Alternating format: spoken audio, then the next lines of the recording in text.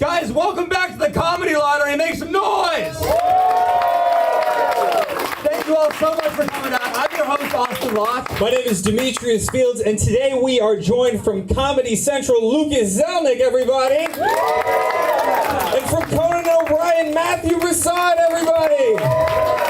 This is our biggest show so far. All right, dozens of comedians have thrown their name in the ring for the opportunity to showcase their best 3 minutes of stand-up comedy. They will then be rated on a scale of 1 through 10 by this panel of judges. The comedians with the 3 highest scores by the end of the night will perform one final joke, and then you, yes, you, the audience, will decide who's going to come home with the Comedy Lottery jackpot. What is the Comedy Lottery jackpot, you ask, Austin? Guys, tonight it's $511. Oh, shit! Oh, and someone paid with coins. So it's $511, but $1 of that is coins. Shout out the leprechaun in the... There's some coins. Real quick, whose rent in this room is less than that? Make some noise. One guy in the back, shout out to him. I hope you get it. His parents own the building. Whoever needed to pay in coins, I feel like should just win the money. No, there's a lot of pores here, man. That's like W9 levels of payout. This is the most money we've ever paid anyone at the club by like 100 times also. Like, you guys are making so much more money than the professional comedians. Yeah, no, it's absolutely nuts. But Okay, ask both of them. Yeah, I was actually. gonna say I've performed. Yeah. I'll take the coins. all right, the way we like to start our shows is by doing a guest set from the person who won last week. We want to see who gets the longest streaks of wins in a row. The highest right now is 2 from Jay Turner. But but right now, you guys want to make some noise for your first comic of the night. Put your hands together for Val, everybody.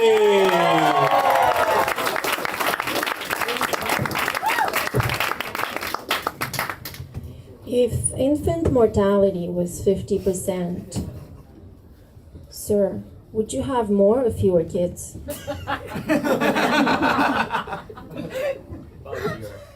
Fewer. That's correct. You would have 50% fewer kids.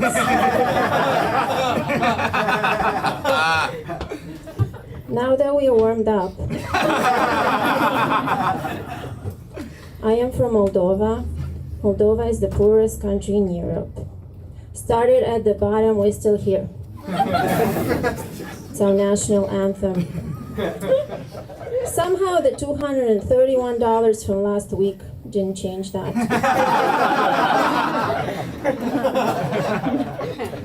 I sent my cousin a new bucket for rainwater. But the police took it. They were like, new rainwater bucket? Suspicious. Anyone here from Poland? Good. Don't worry, sir. It will all make sense someday. Now, people come up to me all the time. They ask me, are you from Poland? I say no. They walk away. They're in a rush to ask someone else. There's some kind of Pole shortage. In other news, I went to the symphony last week. Clap it up if you go to the symphony. That's the joke. 2 people. I like going to the symphony. I like those musicians. First thing they do when they get on stage is they tune their instruments. And it's like, you had all day.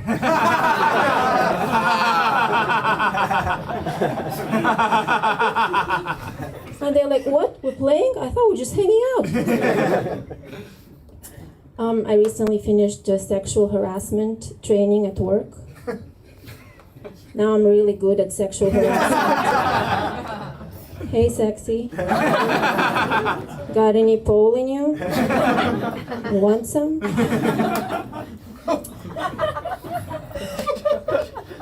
I have a lot of respect for scientists. Recently, I learned that bats are one of the few species that enjoy oral sex. Can you imagine a scientist had to climb up the ladder and suck a bat's dick for science? Brooklyn, clap it up if you would suck a bat's dick for science. Some people, thank you for your service, guys. America needs you. Thank you. Guys, give it up for Val! And for the comedy lottery for contributing to the GDP of Moldova, guys. Who would have thought we'd be supporting a small country? We tripled their economy. Should have waited for this week. This is an IMF loan. That was great. How do you feel? Good. Huh? Good. All right. What do you guys? Jesus. Yeah, dude, that was a great. It's going first here is always the hardest set by far. So guys, make some noise for her. That was starting out strong, didn't falter. That was really funny, dude. I loved the fucking bucket joke, the joke about the sexual harassment. Loved it. Overall, great set. Thanks for coming back. Thank you. Yeah. What do y'all think? That was brilliant. That was really incredible. The first joke, the fewer with the baby mortality ones, and then there was the tuning of instruments one were like Jack Handy level clever. I couldn't see where they were going. I've never heard jokes like that before. And then overall, you're very funny. In general, you're brilliant. I don't want to tell you what to do. You're kind of doing your own thing, and I think you're onto something really great here. I would watch some Daniel Simonson. He's a character. Yeah. He has a similar thing with you, where he's just very much an outsider, has a strange way of speaking to American crowds. It's part of his charm, but also creates Yeah, I was gonna say you have a sincerely off-putting energy. I gotta say it's fucking hilarious. So it's great. When you looked vacantly into the eyes of a guy in the front row and said, "Don't worry, sir, this will all make sense one day," I profoundly felt like it would in fact make sense. Like that was like something that you were seeing in the future. But anyway, I think like some of the act outs in the jokes I think will change over time just as you work on them. But I thought all the premises were super solid, and I also think the more you lean into that stage presence, the stronger it will get. Yeah. No, definitely. Okay, good starting set. I'm gonna give it a 7.5. 7.5. Yeah. You All have to right. rate them out of 10 now. Yeah. I thought that. Oh, It was fun. The Is whole there time- another mic that we can maybe? It's not the mic, it's the cord. You gotta keep it plugged in on the bottom. All right, I'll do my best. All right, yeah, no, I thought that was great. I thought you all right, I thought you pulled a great crescendo during your set. It didn't start off as strong as it ended, but it ended really great. So I'm definitely a fan of what you were doing. I'm gonna also go 7.5. I have more notes. I do say you do have the delivery of someone waiting for my poison to kick in. Critique. I'm only giving you a critique because I think you're really good. And I would love less call to action jokes when you poll the crowd and you need a response. If you can find a way to eliminate that part of the joke and just do the joke, minus the first joke, that one needs the crowd. And then just, I would say, in the long term of comedy, go deeper, let crowds know who you are. Like, don't be afraid to open up to them once you get through the weird Moldovan part of your act. 9. Whoa. Hard start. I'll give an 8. Nice. Yeah. Great first score, guys. Give it up for Val. We have more time. Can you bump mic 2 and 3 also, please? And there. Also, real quick, if you had to guess how long she's been doing comedy, what would you guess? I don't know. Wouldn't you? Well, now you make it feel like it's an extreme one way or the other. Yeah, of course it is. Which one do you think it is? I would say she's newer for sure. 312 years. She's immortal. I think Val, what, like 6 months, right? That's Yeah, is that incredible. crazy? That's It made me feel really bad about myself when I learned that. Okay, guys, you ready for your first bucket pull of the night? Coming up first, coming up second to the stage, guys, please give it up for Logan Stark. Make some noise for him. So I had a pretty weird birth. You know. I was born with 2 penises. Yeah. Yep, but they're on the bottom of my feet. So whenever I get hard, it looks like I'm wearing high heels. Yep.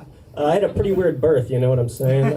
My mom actually wanted to abort me. She stuck a hanger up there, but I put my sport coat on it, said no thanks. I was a good little baby who didn't want to die.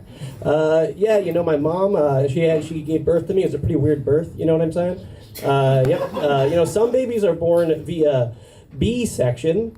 Yep, I came right out my mom's butt. That's right, I was covered in my mom's shit. Yep, some women have postpartum depression. My mom had postpartum depression. I was covered in my mom's shit. That's right. Okay, me and the lady have been having a pretty good time lately. Yep, that's right. She has a real hourglass figure, That's right. Big head, big feet. Big head, big feet. She's a good woman, though. We get into fights sometimes. The other day she went to a rape defense class. I don't like that very much. I said there's no defense for such an action. That's right. Okay. Yep. She's a pretty good lady, though. I like her quite a bit. She's a pretty good lady. That's right. Okay. The other day she got me a pretty kind gift. She got me a pair of distressed jeans. They're a little more distressed than I thought. I think they've been cutting themselves. Okay, all right. I've been having trouble sleeping lately. That's right. I just switched from sleeping on my front to sleeping on my back, and now all my dreams are upside down. Okay, sorry about that one. I'm just messing around. So I don't know if I mentioned this. I had a pretty weird birth, you know what I'm saying? You know what I mean? When I was born, my umbilical cord was wrapped around my neck. It didn't come out that way. My mom's a feisty one. She wanted to kill me. Yep, she wanted to kill me. All right. Okay. No, my mom's a real good woman. We've got some really fun pastimes, you know what I'm saying? We used to go to the beach together. My mom, she wears a one-piece when she goes to the beach. I'm just glad it's the bottom half so she doesn't stink up the place. Real stinky old poop butt on her. Real stinky old poop butt on her. Okay, thanks guys, yeah. Guys, give it up for AI Mitch Hedberg one time. What's your name again and how long have you been doing it? My name's Logan Stark, kind of off and on for like 2 years. Nice, well cool. Thank you for coming back, guys. All right. Yeah, that was great, dude. You kind of got this vibe. You got this vibe of like if Luigi's Mansion got foreclosed on, you know what I mean? That was it. You got an interesting style. It's like I can't do auctions anymore, so I'm telling jokes, baby. But it was fun. You had some really good ones in there. Your body language is so adorable and cute. This is just fun. I only roast to be fun. This is fun. You can get me back. A lot of poop shit in there. I don't know. A lot of poop shit. I don't know. Like, that shit doesn't hit with me or this audience specifically. I'm not going to tell you to specifically cut it out of it, but it definitely was a little bit rough or around the edges, but I kind of, like, I like the alt kind of thing that you're doing. That's all I'm going to say.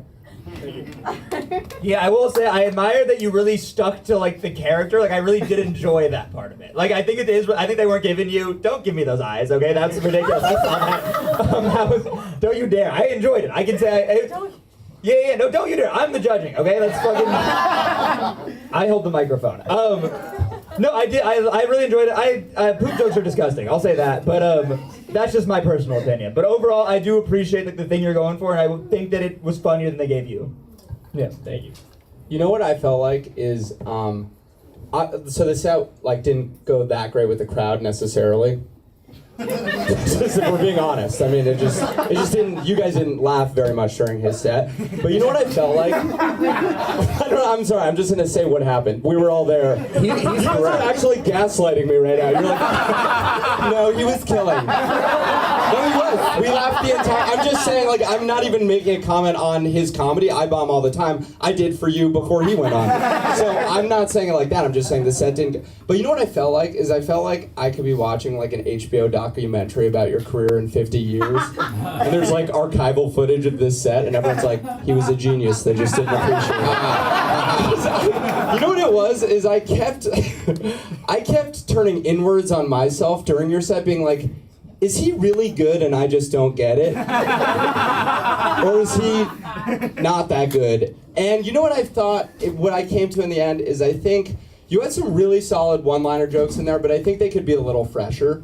Like they felt a little, I felt like everything you were doing, if those one-liner jokes that came in there fucking murdered, like those were, which I think you're working your way to, they're very like competently written jokes, then the rest of the act and the character would really come together. But as it was, I don't think they were hitting quite hard enough to make all the altiness feel worth it. So you're noticed to write better jokes. That's what we're hearing correctly? That's all you gotta do. I'm just saying I'm with the character, I'm with the stage presence, I'm with the repetition of phrases, I'm with the way you do comedy, but I think the one-liners could use improving and the rest of it could stay the same. That would be my area of improvement. Yeah, you should try to be better at comedy, is what I said. I'll be. We got two. He's here and he's very funny, so I'm going to be a little more like analytic tonight, if you don't mind, because he's carrying the load. Unlike the normal you, which is not analytic at all. Oh yeah. You were great. I really enjoyed that, and I actually kind of agree with what he said. Even the stuff that missed, I thought was really funny. Your writing, I really enjoyed the jokes. You have the delivery of a timid auctioneer. I like that. I would say to you, I'm not a one-liner comic, I'm not an absurdist comic. I really appreciate both those things. If you're gonna go that route, consider, do you want to be a headliner comedian? Do you want to do hours on the road? If that is your goal, you will need to expand beyond what you're doing and try to, you can still do a version of that, but you have ultimately need to show the crowd who you are and be personal and vulnerable. You're using a lot of, some absurd made up stuff, that's great. If you can figure out a way to transition that into who you are, a story, an hour, that's going to be awesome to see. I'm excited about that. Galifianakis never really made that transition. That's why he has 1 hour. If you want to do that, Galifianakis has a great career, and that's also a really cool way to go. But enjoy what we do. Look forward to seeing more of it. Thank you. Thoughtful analysis. Before you go, can you call us a little bitch or something? Can you ease the tension? Oh man, I feel like I'm scolding a child for pissing on the carpet. Just make fun of my mother. Call her a bitch. I sincerely appreciate all of your work. Burn!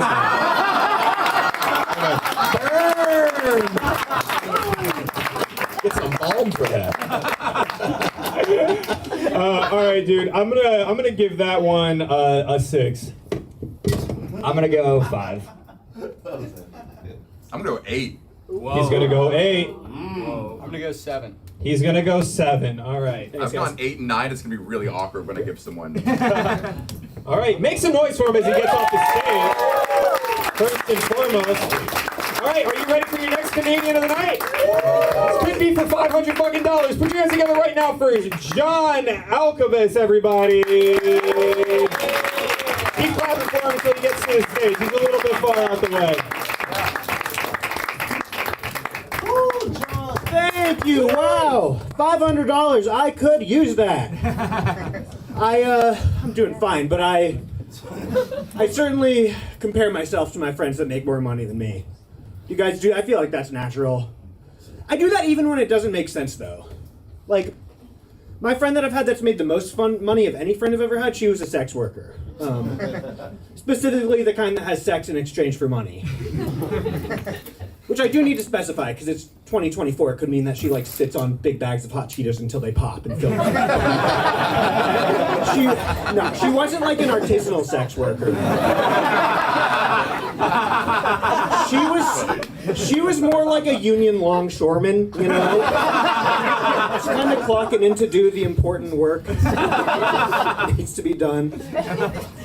She was making so much money that I was like, fuck, should I do that? Should I make that be my job? Which is crazy, because I'm a straight guy, and to do that job, you basically have to sell your holes. There's kind of no way around that. Theoretically, one could sell dick, right? But it's so abundant. If you're a good enough salesman to sell dick, then you should just sell insurance, You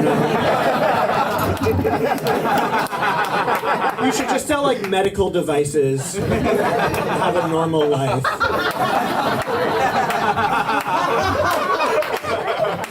Can I tell you the real reason I couldn't do that is because the real reason I couldn't do that job is I'd be too combative, I'd be too I'd be too mouthy. I'd mouth off for sure. You spent the last couple minutes with me. You've gotten my sense of it. This is the scenario I'm worried about. I'd be in bed with some client, and he'd be trying to have his little dirty talk with me, and he'd be like, "Oh, you're a little whore," and I would immediately just be like, "Okay, well, you're a fucking loser who's paying for sex. Do you want to play that game right now?" Is that what we're doing? Because I thought we were just gonna fuck, but if you want, we can say things that are true instead. You're balding and I'm in debt. Is this fun?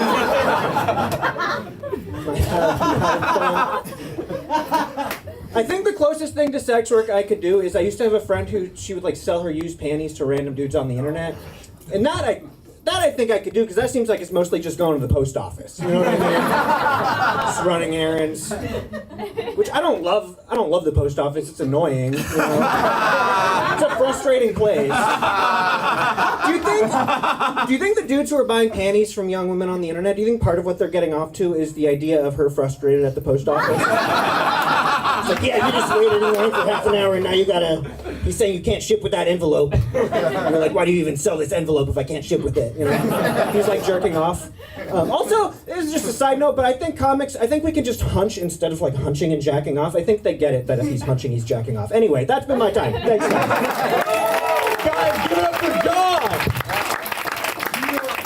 Dude, that was so funny. Like, I don't even have any, like, that was genuinely one of the funniest sets I've seen in, like, a long time. Like, I really enjoyed start to finish. Like, I would love to see you do more time. That's kind of my only note, yeah. Thanks, dude. Like, seriously, good job.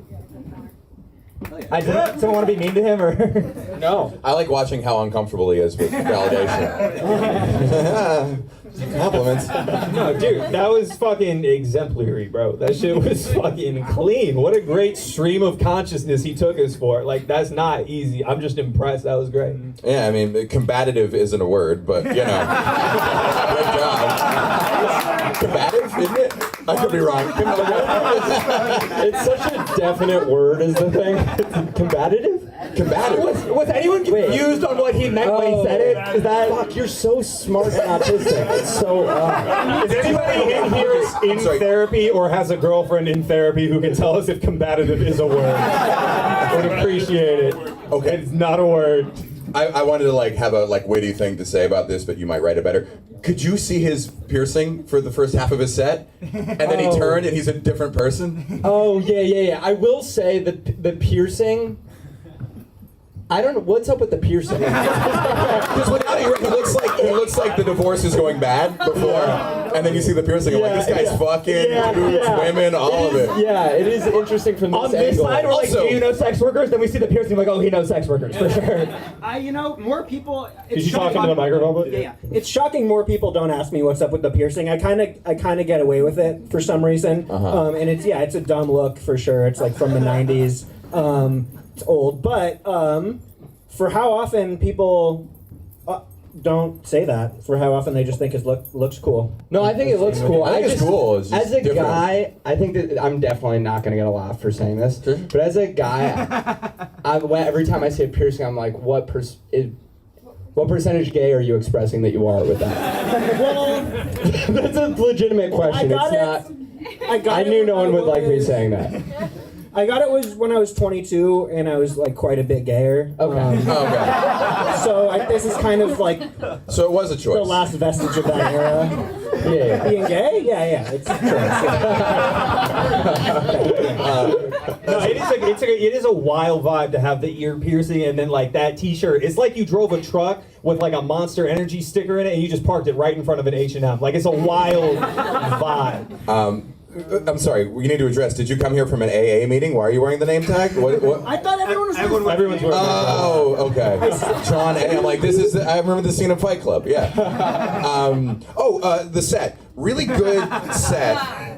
This was a cool set because it was very fresh to me. Nothing was like, ooh, I've heard that. It was all fresh. It was one thing. Love one thing. I love it. That's like a late night set where it just continued to have that through line. Really nice. That's really hard to write those. I really respect that. It was fresh and it worked in this room very well, which is like a hip, young crowd that I hate and resent. But I do think that would work on the road. I don't think that's going to fall flat when you hit Middle America. So that was a cool part about that set. Only critique, I think how long have you been doing comedy? 10 years. 10 years? Yeah. Oh, okay. What's the critique? Because it's You seemed a tad nervous. Now I sound nervous. It's because I want that money really bad. Oh, okay. Yeah, this is the worst fucking. So yeah, this can psych anyone out. Yeah, just a little looser would be the only note. But you've been doing it 10 years, so I'll shut the fuck up, sir. I echo pretty much all that, and I just thought that line: if you're good enough to sell dick, you should be selling it. There's a lot of such a good fucking lot of joke. So anyway, jokes. that's Yeah. just a good joke. Yeah. You want it? Oh, yeah, dude. I'm going to go ahead. I'm going to give that one a 9 from me. That's a 9 from me. I'm gonna go 9.5. I'll go 8. I'll go 9.5. Guys, John takes the leaderboard. John, take the name tag off, put it on the thing. You're now number 1. Guys, make some noise for John. And guys, the next comedian coming to the stage, guys, give it up for Daisuke! Is he here? Oh, guys, give it up for him, come on. Keep it going as he gives someone his beer and makes his way to the stage. Hi, man, make some noise! Hi, nice to meet you. My name is Daisuke. So, my father died. Yeah. My father died at the age of 65. Yeah, everyone said it was too soon. When I tell people I'm moving to America to do comedy at the age of 43, they say it was too late. When I told this to a priest, he said, the Bible says, there is a time for everything. He continued, it was just the time for your father to go to heaven and for you to go to America. Yes, God has a plan for everything. God is amazing. God is amazing. If there is someone here who wants to get married and is afraid it may not happen, if you are looking for a job and are worried that you may not be able to find one anymore, it's okay. It's okay. The time will come. The time will come.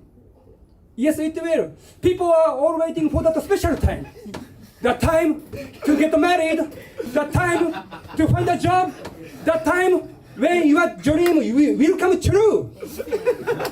And now, I know you are thinking, what is this guy talking about? Is this comedy? When will this guy get to the punchline? It's okay. Don't freak out. The time will come. My punchline will come. The time will come. When you can laugh, it could be 1 minute later, 2 minutes later, or next comedian, or tomorrow. The time will come. Some of you are pissed off right now. Like you are not a comedian. You are not funny. It's okay. You are not alone. Me too. I'm also waiting my punchline. Let's wait on my punchline together. You know? My punchline will be at the final stage. Thank you. Okay, give it up for him. If anyone wants to leave and call their mom right now, they totally can. I think I need to get a job. Is that what the fuck was that? Like that was the cockiest thing I've ever seen in my entire life. I want to find God, dude. Like that's fucked up. I will say, like, okay, so when you started killing, right? You started killing, like, I would say, like, a minute before the end of your set. But as you got to that, like, 2 minute mark and you were just, like, talking about I was like, dude, did someone, like, sneak into... I literally was like, is there a Jehovah's Witness in here? Like, I thought he was going to pull out a pamphlet and be like, and I'm not here for the open mic. I'm here because there's a very important cause we have to talk about. Joseph A. Smith found place. Joseph A. Smith's word is, I was like a legit, and then you started crushing, and that was such a relief for me personally. But that was a very... By the way, it would have worked on me. If you handed me a pamphlet, I would have given you money, probably. Yeah. Very strong end to the set. I would say, you don't want the crowd to get as much afraid. Or maybe you do. You know what? Matt, what do you think? Because Matt's a comedy, like, jokes genius. I don't know. That was brilliant. I can't do what you did. That was brilliant. That was insane. That was really. I don't think the crowd appreciates what they saw here. Because like, at 1 minute I was like, where are the jokes? At 2 minutes, I'm like, maybe there's no jokes. And at 3 minutes, I'm like, I'm okay. I'm okay. There's no jokes. Everyone's having a good time. Yeah. I've never seen someone bomb that well. I could have watched 10 minutes with no laughter. None of you can do that. I can't do that. He just did that. He did 4 minutes of just tension. And then it not having a punchline was the punchline in a way. That was very impressive. Yeah. I was disappointed when you took your hat, moved your hat. I thought your hair was attached to the hat, and I'm like, okay, that's real hair. That was really brilliant. That was impressive. I've never seen anything like that. Yeah. I will say I would wonder what like that would look like in a longer set, like because that More was tension. It's 44 minutes and then Still with commercial breaks. It's still the exact same last minute of the set, but the first part just gets 45 minutes longer. It's the aristocrat. He's talking about like leaves and droplets and shit. How long have you been doing comedy? Mike, please. So I'm a Japanese comedian. Uh-huh. So in Japan, 20 o'clock and 20. 20. Yeah, but I moved here from Japan to New York 2 months ago for comedy. So yeah, but English. I started learning English 2 years ago. Oh wow! Yeah. I can tell. Is your act? Is what you did tonight just a translated version of what you do in Japan? I should say that differently. Sorry. No. Did you take your act in Japanese and then turn it to English, and that's what you just did, No, or is it just Japanese? Okay. Language, yeah, so different. very different set? Very Okay. different, yeah. Oh, that'd be great if it was the same thing. Okay. I will say, as a fan of Dragon Ball Z and similar Japanese content, it is a lot of that just building up and waiting around for any kind of plot points to happen. I think it has something to do with the manga going slower than the TV series. But yeah. You're saying that was a filler episode? That's what you're That saying? was that was a filler episode. That was Frieza powering up. Yo, dude, I'm not gonna lie. When you started talking about God with that Prada shirt on, I was getting heated, bro. I hate when rich people try to evangelize to me. I'm not gonna lie, but that was fucking great. I'm gonna be honest. I like that shit a lot. I don't care what you guys say. That was fantastic. But I'm gonna give that shit like a 8.5. I liked it. I'm gonna go 8 also. Yeah. 10. 10. Whoa. First 10 of the night. This is when I need stage 7 Tokyo. I'm gonna go. Oh fuck! I didn't even think about that. I was like, I want stage time in Tokyo. No, I will give it. I'm gonna give it a 7. Okay.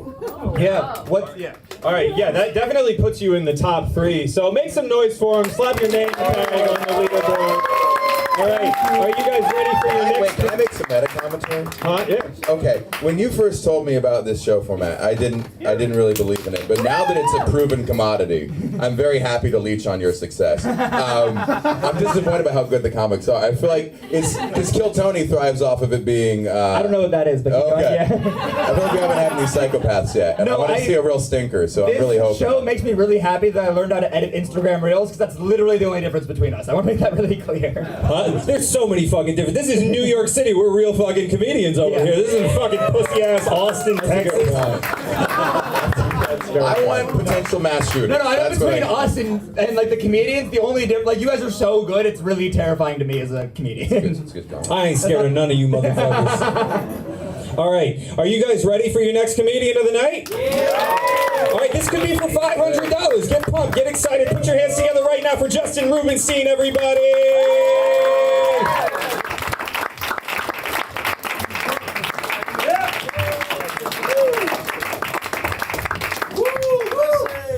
Oh, hi guys. Guys, I got some food allergies, okay? I'm allergic to... Is it on the side? Yeah. Minus 5 points. Guys, make some noise for it. Let me Yeah, alright. Food allergies, guys. We got food allergies. I'm allergic to eggs and nuts. I'm allergic to eggs, but I'm not allergic to chicken, which is kind of weird, you know? It's like someone points to an egg, like, can you eat this? Not yet. Give it a few months. Eggs are weird, guys. Eggs are weird. You think sometimes when we take eggs from hens, they're just like, phew! Wasn't ready for that responsibility. You know? Sex is important, guys. You'll hear a lot of people, like scientists, say that only the intelligent species have sex for pleasure. The rest of them merely do it for the purpose of procreation. But like, I don't know how you can know that if you're a scientist, you know? Seems kind of arrogant, you know what I mean? It's just like two scientists watching bees fuck. One of them's just like, hey, between you and me, neither of them are enjoying it. Those buzzing patterns, she's faking them. Yeah, guys, I'm a pretty racially ambiguous guy. I get a lot of different things. A lot of people think I'm Hawaiian. One of my friends thought I was Native American. One of my teachers thought I was Hispanic. My dog thinks I'm half black, half white. Colorblind, you know? And, yeah, I'm half Asian, I'm half Jewish. Something that's weird about being biracial like that, I never feel Asian enough or Jewish enough to get offended when someone says something insensitive about those groups, you know what I mean? It's like someone says something offensive towards Asians, like I don't get offended, I'll just scan the room for a more Asian, you know? It's just like, yo, ching chong, you gonna take this shit? Yeah. It's another problem, I don't know if I'm Asian enough to be saying ching chong. From your reaction, maybe over the line. We'll work on it. Yeah, guys, I'm a pretty nervous, anxious guy. I've seen a lot of psychiatrists before. Remember my first psychiatrist, our first meeting, she asked me these preliminary questions. She goes, have you thought about killing yourself in the past 2 weeks? And I was like, no. And she said, have you thought about killing anybody else in the past 2 weeks? And I was like, no. And she went, no one's ever said yes to that, you know? And I thought that was odd, you know. After a while, I just interpreted it as like boredom. Like she doesn't feel challenged enough by her client's level of mental instability, you know. She's like, suicide, schmuicide. I want a serial killer on my hand. Anyway, she's not my psychiatrist anymore. I murdered her.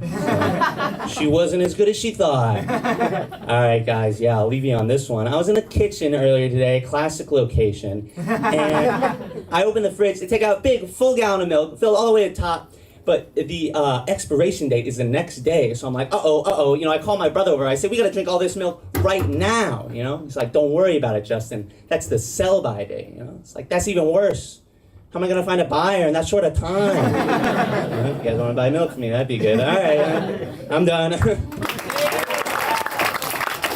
Justin Rubenstein, give it up for him. You've done the milk joke here before, and I love it every single time, dude. The fucking, where am I gonna find a buyer by tomorrow is so. Me and Nick, the other co-owner of the club, say that to each other. Did you know that? We've texted each other that. Dude, that's so not. Isn't that creepy a little bit? Like, no, I love it. I really enjoy that joke, dude. Seriously, thank you for coming back. Really good set. Thanks, man. Yeah. Oh, dude, yeah, no, that was fucking great. It's crazy, ambiguously ethnic as hell. You bought that soccer jersey just to fuck people up, didn't you? Didn't you? I know you saw it on the shelf, you're like, I'm gonna be fucking Mexican today. Viva la raza, this shit is crazy. I love the allergies joke, because you do look like you allergic to just air. Like, you just look like you allergic to the world. Like, for y'all who don't know, he's been coming to the show since the beginning. He's came back greener and greener every single time. You're like the bassist from the Gorillas. It's fucking I like the chicken jokes. I thought the birds and the bees joke, that one wasn't from me. I think the dog joke was funnier than they gave you credit for, and then I like the milk joke as well. I think they could have gave you a little bit more on that. I don't know quite why, but maybe these fellas do. Oh, great set. I thought Daisuke, what was that his name? Yeah. I thought he was a good guy, and then he clearly sabotaged the next comedian's act by turning off his microphone right as he left the stage. So that's not cool to play defense and fuck up your intro. But good job bouncing back from that. Yeah. You can play more defense, but you can like unscrew the stand if you want. Like, you know, play some booby traps of sort around the stage. Guys, take notes. Come on, you can play 3D. You have beautiful hair. You look like the most heroic of the Lost Boys. Can I be like technical with you? Yeah. So I think what your set is suffering from is you have these wonderfully zany kind of oddball jokes, and then in the middle of it you tried to go into something personal that also twisted a little darker, and then at the end of that you did a misdirect that kind of left for you. I murdered her, which is a big pull, and then you tried to come back to that absurdist joke. I think if you reordered this set a little bit and maybe started with the racially ambiguous joke, you can kind of let the crowd know who you are. That trust, that vulnerability. That's also the not feeling offended enough joke is a really, really fresh one to me. I really like that. So just find some way to bridge the gap between these absurd one-liners you want to do and the personal stuff, and play with the order until you get a better click. Yeah. How long you been doing comedy? Like on and off for 5 years. On and off for 5 years. Did you start in New York? Yeah. Okay, got you. Yeah, I was just gonna say, I thought the writing was like really, really smart and fresh and great, but for some reason, I honestly might just be because I'm high, but like every time I got one of your jokes, it was like 10 seconds too late to laugh in time. Like That's because you're high. That's definitely because You you're think so? high. Yeah, but I didn't have that problem with every comedian. Oh, So, true. but I am getting higher as I took an edible at the beginning, so I'm like that could actually track regardless. But I did think He's about to laugh for Daisuke set right now. Holy shit, that last guy was incredible. No. I thought you were a really strong comic. You seemed a little nervous. That's the only reason why I asked, but maybe I'm projecting. Dude, he's Korean. The last comic was Japanese. I'd be nervous too. All right, his joke. That's funny. I love all races. Races, by the way, races is an idea I love. Give me the more races. Let's do it like genders. But, okay, none of that for you guys. You guys gotta grow up a little bit. I mean, let's agree to have a little more fun than we're having. The thing I would say to you that I think, I just, as a, whatever. Anyway, the thing I'll say to you is, I felt like if you could have act outs somewhere, it would help me, because the reason why I said I thought I was getting the joke too late, it's like you hit the punchline and then you move on. You don't tag it a bunch and you don't act it out. And I'm like, the ideas are super funny. So I think if you stick around there, act them out, and then tag them up at the end, they will hit harder. Because sometimes you're moving quickly, and I'm like, you can say your punchline and then do synonym comedy for one, just to make sure everyone gets it. Because I think you were doing like sincerely funny bits that were going over people's heads, and by the time they got it, it's like they knew. Everyone in this room knows you're a very skilled comedian, but I don't think you were killing as hard as you could have been killing with those ideas. Yeah. It could be we're also distracted by how uplifted we still are by Daisuke's set. And the potential we see in our own futures. Dude, it changes. Daisuke changed your life. That's incredible, dude. He's gonna move to Japan with just a notepad. He's gonna come back the greatest comedian of all time. Jewish and Asian, which med school did your parents meet at? Business school. Johns Hopkins, or was it? Which business school? Wharton. That's where Trump went. All right, dude. I love it, but I'm gonna have to give it a 5.5 for Russian. I'm gonna go 7.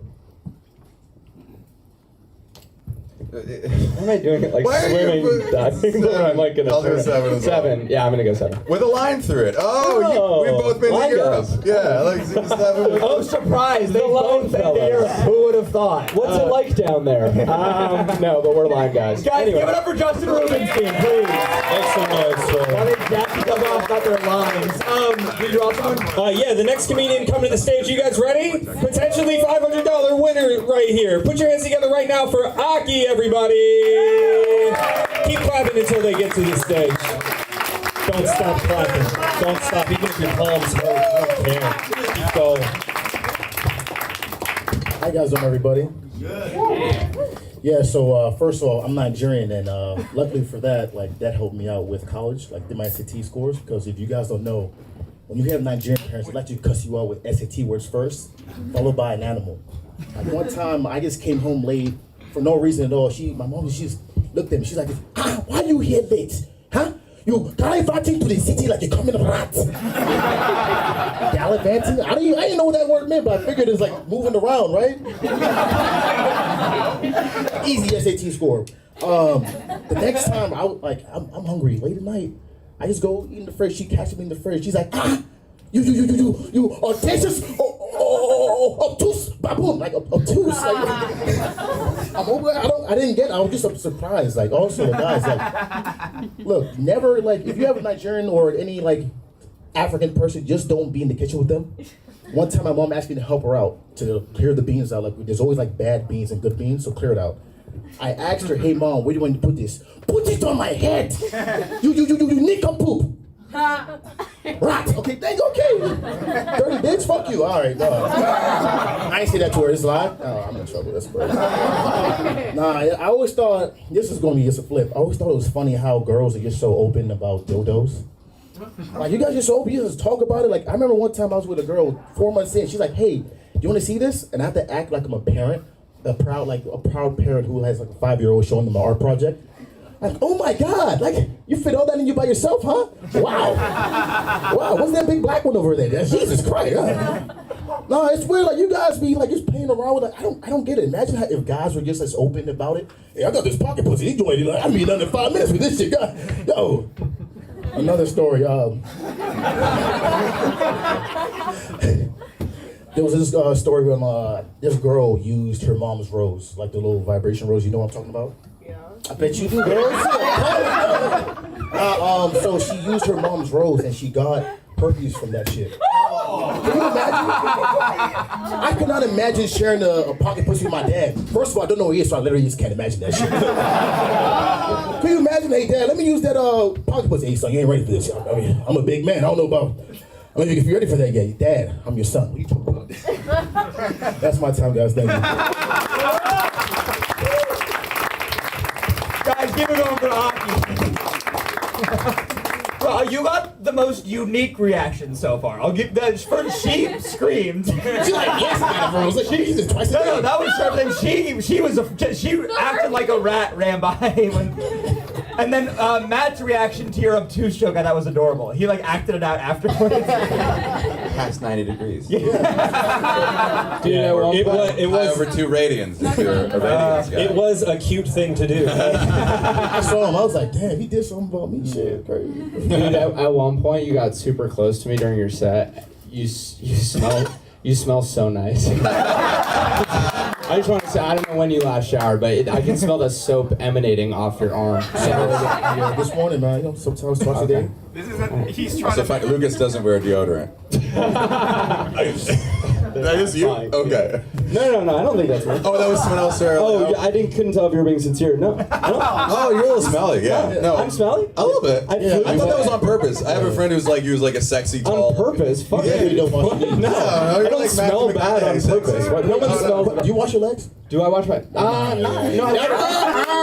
What do you mean? Well, how do you really go like that? Yes. No, dude, you rub up here and then you let it run.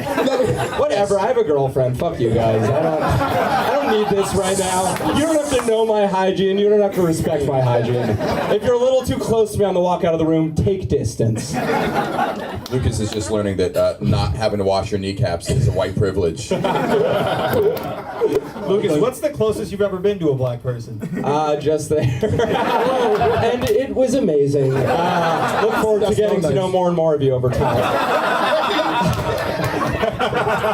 To go back, not Edward Cullen, what's his name? Robert Pattinson and Matthew McConaughey famously don't wear deodorant. And I think Brad Pitt, and I'm like, really? You're like a sexy guy in that way. To build a musk?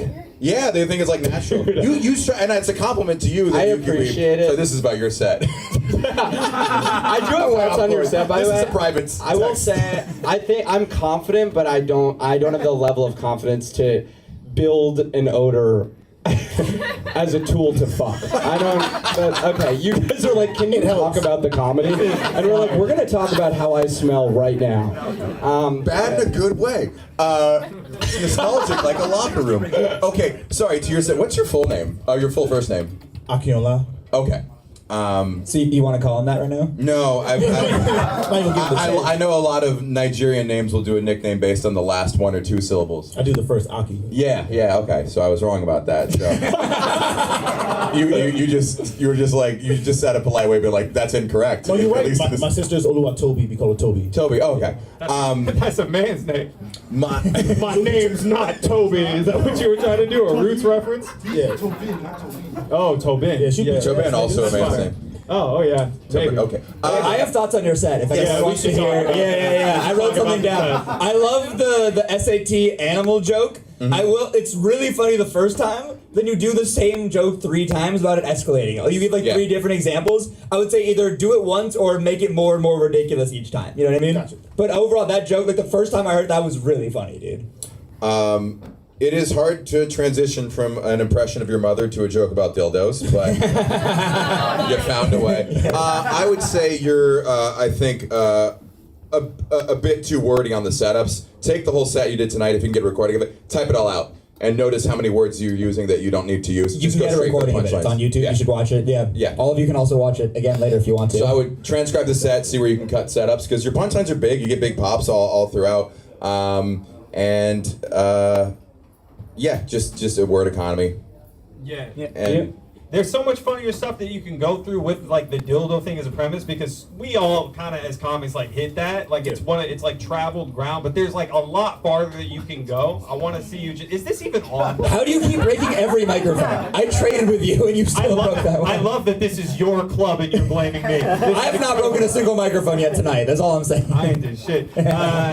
Yeah, bro, I just think you should go. All right. This one. Yeah, just go farther with your writing, man. Just. All right. I think it's you, man.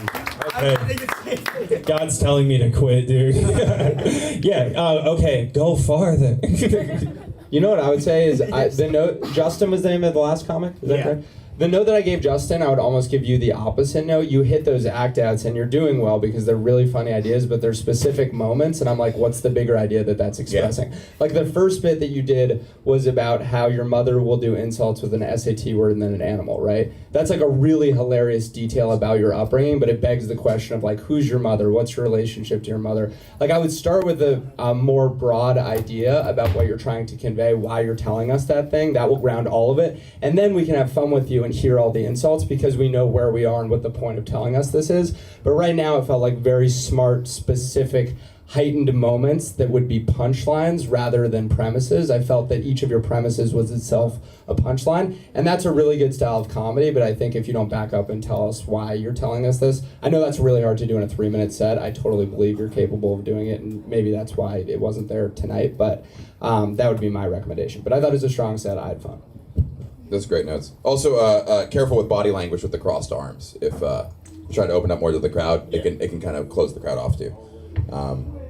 Yeah. I'll also, okay. I also want to. This is bullshit. By the way, this is bullshit. You want both at the same time, please? Yeah, let's just fucking. Yeah, both are broken at the same time.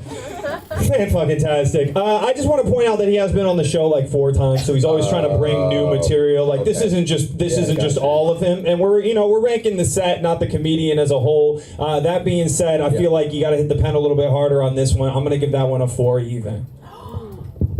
You could have laughed harder than said that's your fault. You guys could have. Oh, there it is. I just fell in love with it. Yeah, I'm gonna give it a 6. I'm gonna go 5. 6. Thank you guys. I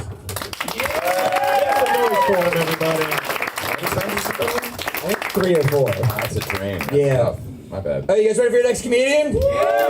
Guys, the next comedian coming to the stage. Give it up for Jimmy Weeds. Yeah.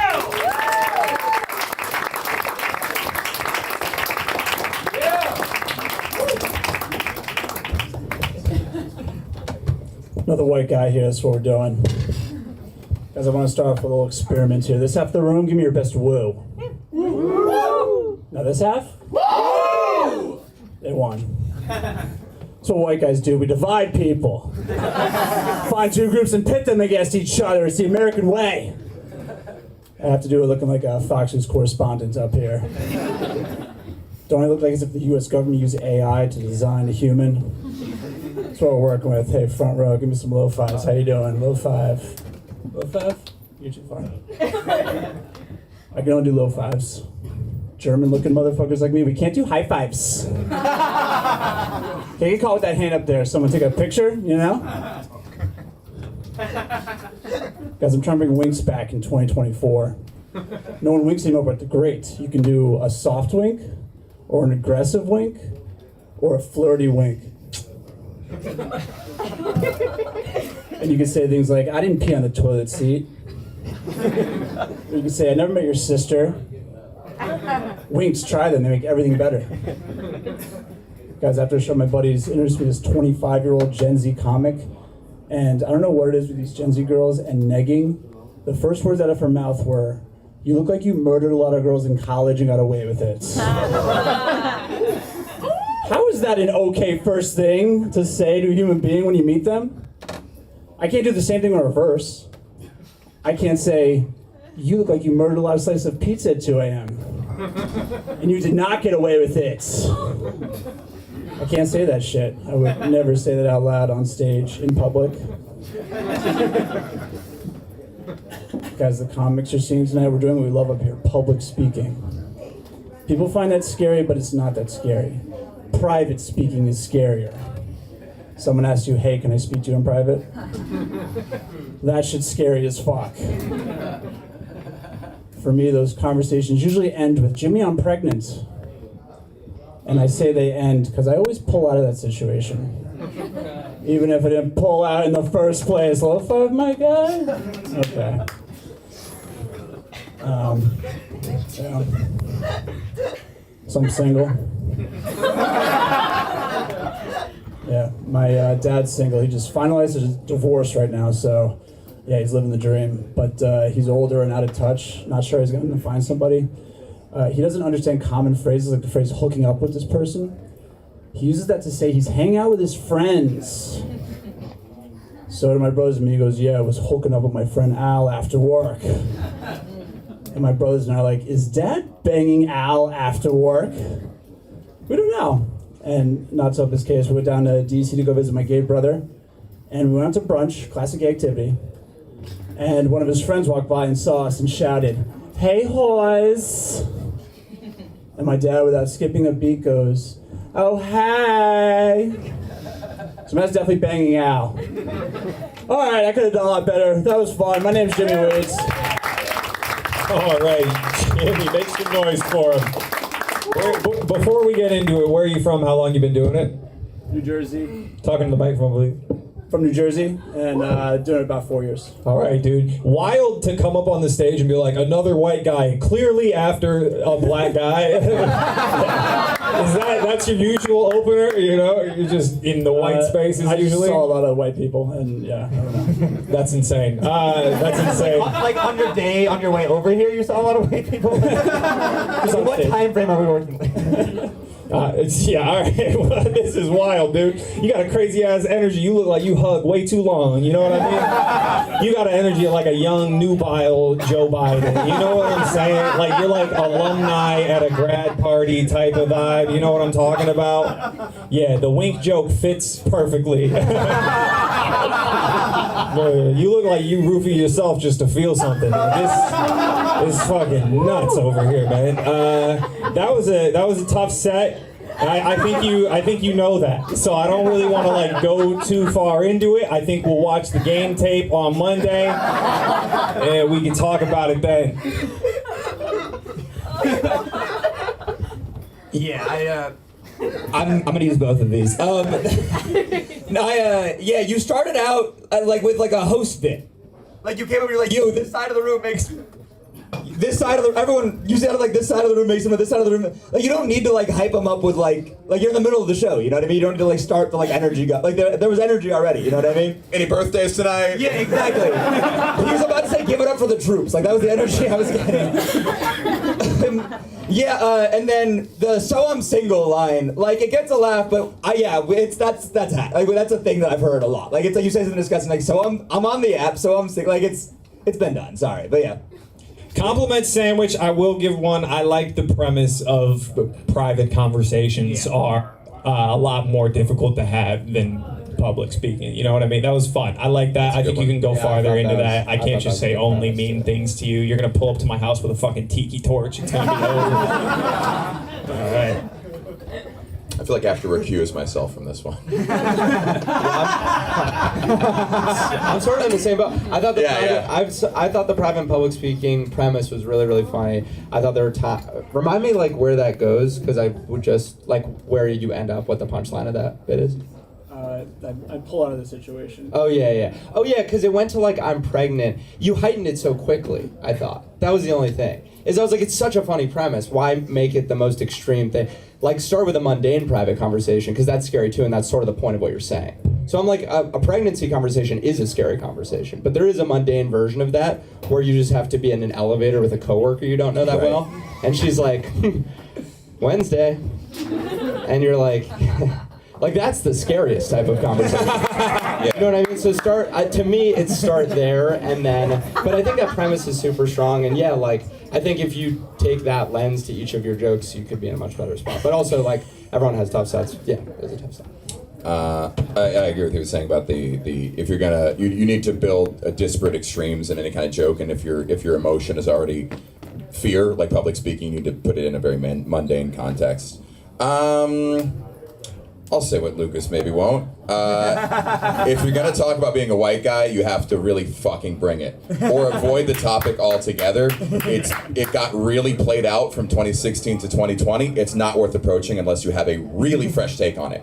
Otherwise, you're just co-opting shitting on white people from non-white people. That's what it's come down to. It's not fun to make fun of white people anymore because white people started doing it, right? We gentrified making fun of white people. we did. I'm part of that, white by the people way. By the way, that's the three of us. Still. Yeah. What's that? White people have gotten no better in my mind. I'll shit on them till the day I die. Dude, it's so funny that this is his first time in a room with a black guy and he's on it. I love it, dude. I love it. All right, man. Now it's like mean time. I'm gonna be honest with you. I'm gonna have to. I feel like that could have been stronger. I didn't love the crowd work. I'm gonna have to give that one a 2. A 2. What were you gonna give it, guy in the back? I'm gonna go 4. I'm gonna go 4. I'm gonna go 5. Oh wait, what's your real job? Do you have a day job? Finance, of course. I'm gonna give him a 6. All right, make some noise for Jimmy Wiggs. It's been a while since we've had a lady on the stage, so I'm just gonna keep pulling until I get one. All right? Nope. Nope. Hold on. Nope. There's like 4 women who do comedy here. It's not a lot. Well, if you see Toby, it's a girl. Is Margan a woman? Margan? What's up? Okay, no, sorry, man. Sorry. Man, this is like, there is 500. You almost made someone transition. Here's my journey. I can't believe there's so few female comics. Male comics make it such a welcoming environment.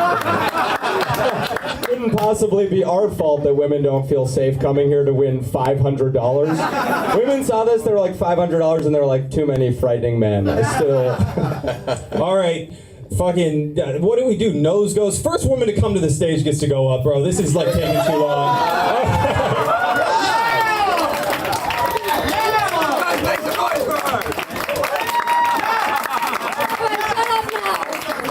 Okay, so I'm really curious about how straight relationships work.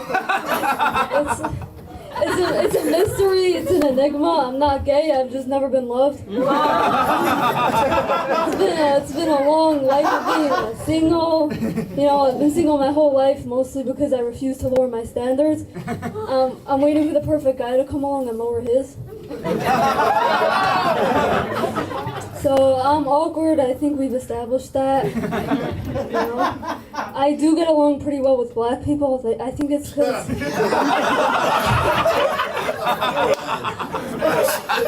I think it's, you know, white people think I'm weird. Black people think all white people are weird. So,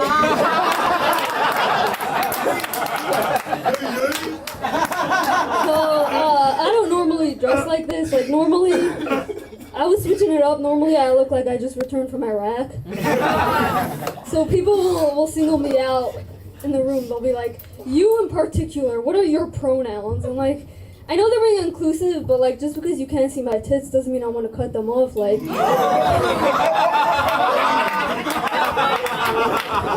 have you considered for a second, maybe you're just not my type. Someone told me I look like a guy, like a he, him from the waist down, and she or her from the waist up. Like, okay, all titties, no ass, like woke way of saying it. Okay?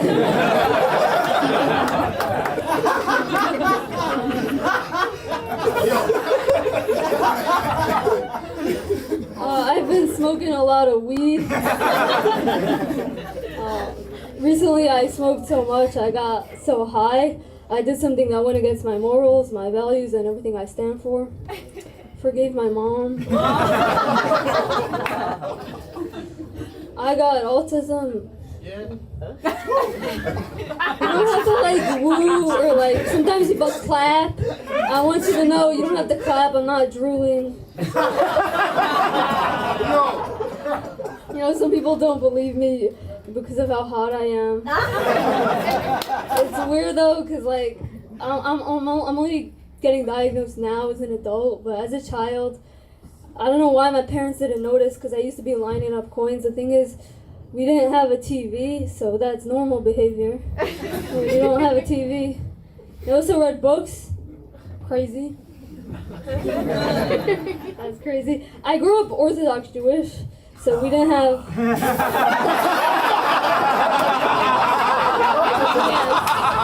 Yes.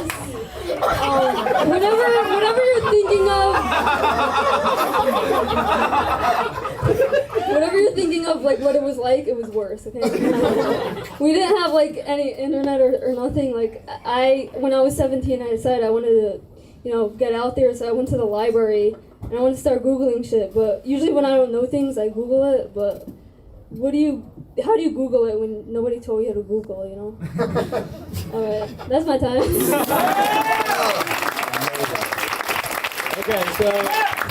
Okay, so just prefacing, I'm Jewish and I have like Orthodox cousins, and halfway through the set I was like, oh, she's definitely either Orthodox Jewish or grew up Orthodox Jewish because of that accent. And then you go, I have autism, and I was like, maybe that's. I was like, do autistic people sound Orthodox? Or do Orthodox people sound autistic? And then she was like, It's not a Venn diagram, it's a circle. I just love it halfway through her set. She's like, I escaped a cult, and we're like, oh, okay.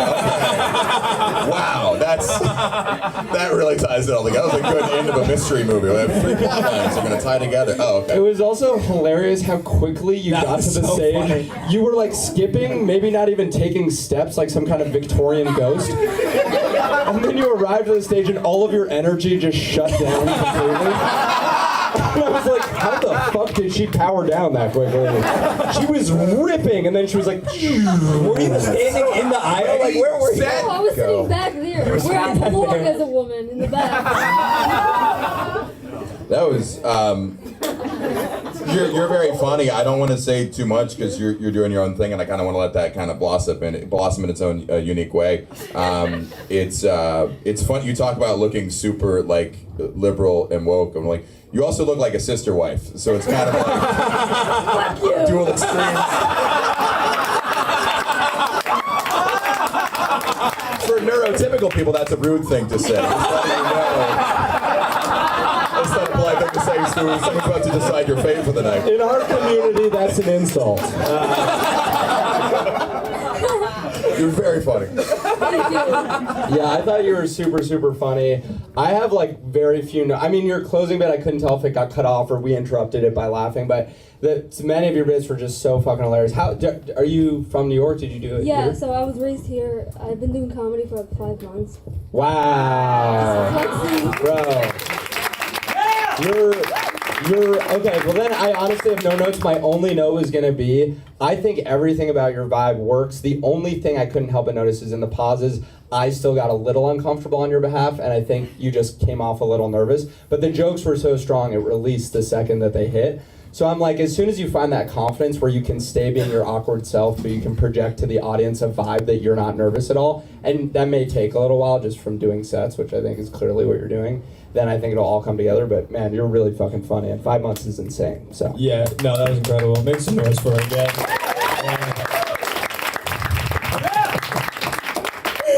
You ran up here so fucking fast. It's hilarious. I've never seen a Jew run that fast unless there was a tunnel behind him. Like, that was so fucking You quick. behind them. Oh, dude. I love it. It's like the shoes. Like, you have like a like Mike situation with your shoes.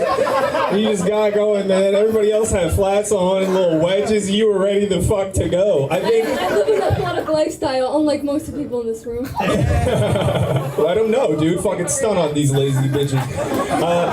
Great opener. Love the perfect guy joke. Love the black friends joke. The cut off the tits joke was so funny as well. The only joke that I think needed a little bit more work was the coins and books joke, which you've tried on before. It's done better before. I feel like you changed the wording on something. It got a little bit more last time, but yeah, that was great. That was great. Yeah, no, I mean, it's all been said. Now, seriously, great set. I really enjoyed. First of all, yeah, he said the run to the stage scared. Like, I know we asked for it, and I kind of almost immediately regretted asking for it. But yeah, seriously, really good set. Overall enjoyable. She works as security at a retail store. Isn't that crazy? that super makes I sense. assumed she worked at B&H, so I'm not surprised at all. I love how ignorant guys like you, when I tell them I do security, you're like, oh really? Like, if I was faking my job, don't you think I would aim a little higher? Unnecessarily mean setup. Yeah, I love talking to dumb fuck idiots like Austin. I was also gonna. I was like, I said I agreed that I thought that was likely. All right, now it's just us getting way too defensive. One person cracks a joke at us. I'm like, actually, that's not really what the show's about. Yeah, I think you're kind of missing it. In fact, I guess no. You know what? Okay, here's my theory, and you guys, I'm judging on my own thing. My thing is, what's the point of something like this? It's for someone who's 5 months in and really fucking talented to get that bump, to be like, you should keep going and get that. I don't think it's about someone 10 years in coming in and having a killer set, which, by the way, was a killer set. So I'm giving this a 10 on the basis of finding new comics and giving them a chance to build confidence should be the point of this. Yeah, that's why I did that for Daisuke already. Don't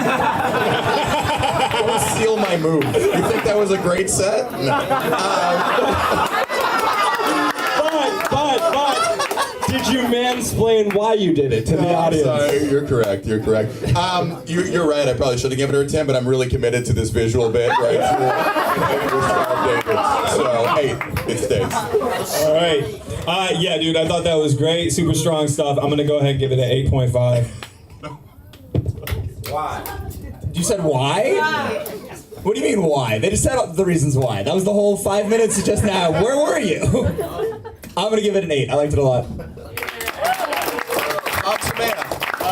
Oh yeah, because she might be on the leaderboard actually. Oh yeah, let Demetrius do some math. 34.5. She's on it, dude. 34.5. She's on the leaderboard. Guys, give it up for Shay. Hey, Matt has to go do a spot at a better show than this. So he's leaving, and we need to figure out how more people are. Wait, no, make some fucking noise for Matt as he gets out. And Jamie, sorry, Lucas is coming back in a second. He's getting more drinks because listening to you guys makes him more. Yeah, great fucking timing, Lucas. Great, that is fantastic. We need to talk about. So we are losing a judge. How are we going to do scoring now? What is he doing? He has to go to the cellar. He has to go to the cellar? He's not coming back. He's doing to the cellar. Oh, what the fuck is it? Oh yeah, okay, you got my ass. Wait, oh him? He's drinking. Matt's going to the cellar. I don't know which one you wanted to leave more, but I'm saying. Oh no, you're right. The scoring is out of 40. So now, and the only guy who could do the math quickly was going to be Matt Broussard, which really sucks. Wait, that doesn't. Double Lucas. Do we want? No, there's math that we can do.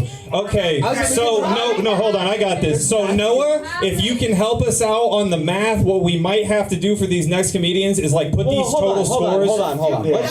Let's just do this. We could obviously. Yeah, tell me how to run my show, please. I'm just saying we should crowdsource it. That's what I was going to say too. Yeah. So we could either average the 3 scores. If we'll do a round of applause for that. Black guy. Sorry? What? Add a black guy? Just because he said it doesn't mean it's happening. It's not yelling from the back democracy here, okay? We decide everything. So. Yeah, stop trying to make black people work for free, you fucking asshole. We don't do that anymore, okay?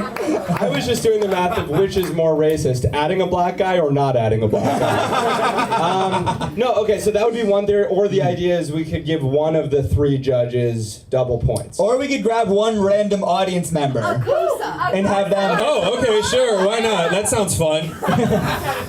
Do you want to? Are you sure? All right. Come on, sit over here. Okay. This is insane. I already regret doing this. No, because what we should have did was just divide the score by 40 and then put that in to get it out of 30. We already can't add to 40. Okay, here. What's your name? Talk about my flex. And, are you a comedian? Not for real, no. Okay, that's a no. Perfect. Well, guys, welcome into the stage. Come on. This is ludicrous.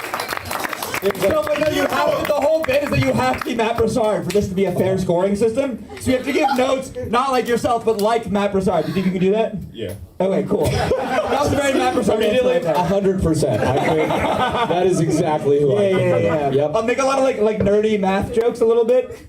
Your girlfriend proposed to you. Imagine that happened to you. That happened to him. No, it did to Matt. That's what I'm saying. It did to Matt. Yeah, isn't that crazy? Yeah, I know. All So right. you're that guy. That's who you are. I'm tired of this bit. Are you guys ready for the next comic? Hey, yeah, put your hands together right now for Isabel Vullings, everybody.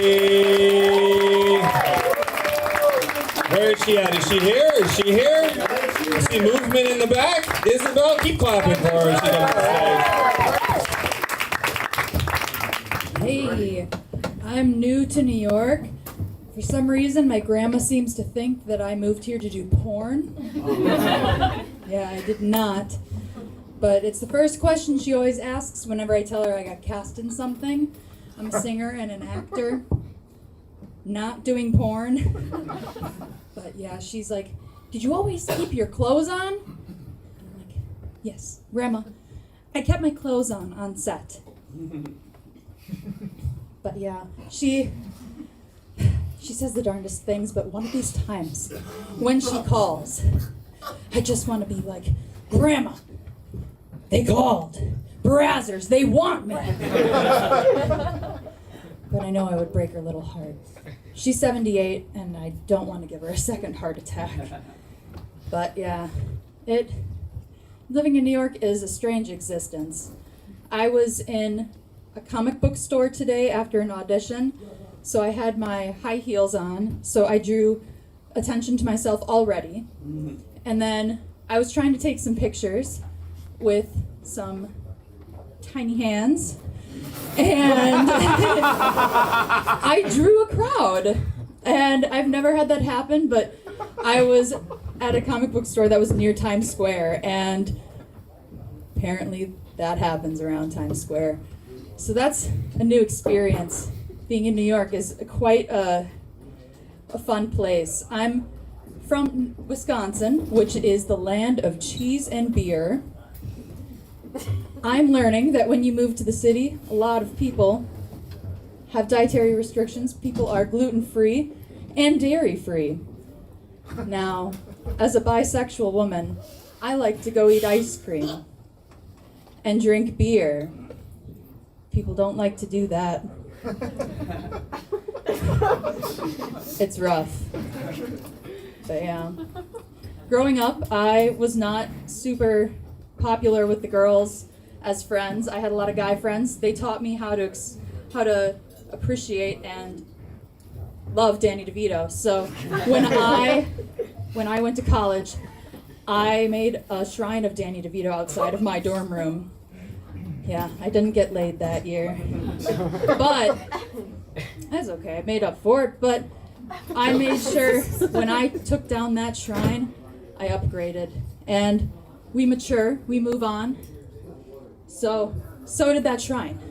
So it's show and tell all over again. But here's a little Danny DeVito, little Adam Sandler, and a little Jim Carrey.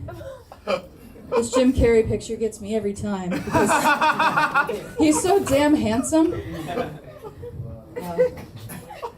He gets better with age. Yeah. I don't really know how else to end this, but say just. That was one of the most terrifying sets I've ever seen. I think that. Dude. I'm a little bit shook. I am not gonna lie. That was it doesn't so happen often. crazy. When she was like, yeah, I had a shrine to Danny DeVito, that's why I didn't get dick. My brain was like, ain't no damn way. I'm gonna see Danny DeVito and a candle and then not fuck. And then she pulled out Danny DeVito and I was like, no, I believe her. This is scary as fuck, dude. Oh my god. That is, a little terrifying. How long you been doing stand-up for? About a month and a half. Oh, so you're super new. That was my vibe. I thought you were a little bit nervous. I thought, there were moments of the set where, obviously when you pulled out the shrine, I hated that and that was really scary. So, just being fully candid, I didn't find it funny. My roommates didn't either. Not to reuse a word I've already used, but I found it off-putting. I didn't like it. I didn't understand why it was happening, and I feared slightly. But I will say, you're very new, so first of all, good for you for being here. The joke when you were like, I'm a bisexual woman, so I like vanilla ice cream and beer. I was like, what are you trying to imply? I'm like, are you implying that bisexual women don't like that, or that they do, but other people actually don't like that, or that everyone likes that and bisexual women are no different from everyone else? Which I You getting metaphorical with it. Oh, I usually expand upon that, but that has to connect. That connects with the dairy-free and gluten-free thing, because beer and gluten. Also, and dairy. And at one point, you earnestly said the phrase, "My grandmother says the darndest things." and here's my only observation is, so you can't just say that earnestly, because that's an insane thing to say. What you can do is you can say it to be funny and then pause and let people laugh. But people were like, and it's like, no, dude, the point of the show is for you to think that's funny. You need to signal to them that they can laugh and that that's weird. If you come up and say, she says the darndest things, and then you look at them straight on because you're actually from Wisconsin and you think that's how people actually talk, just do comedy for one more month and you'll go, oh my God, I can't believe I was saying that. That's so weird. People in New York will think I'm from a farm, which you may well be. No. You seem like it. So, anyway, all I would say is take those moments that you're picking. If you pick up on a reaction from the audience and you're not pausing, you're doing something wrong. You're failing to connect with them because they're signaling to you that they're going to bite and you're not giving them that in response. So that's what I would focus on doing in your next couple months. But you're so new. I mean, just get on stage and you'll figure it out. Thank you.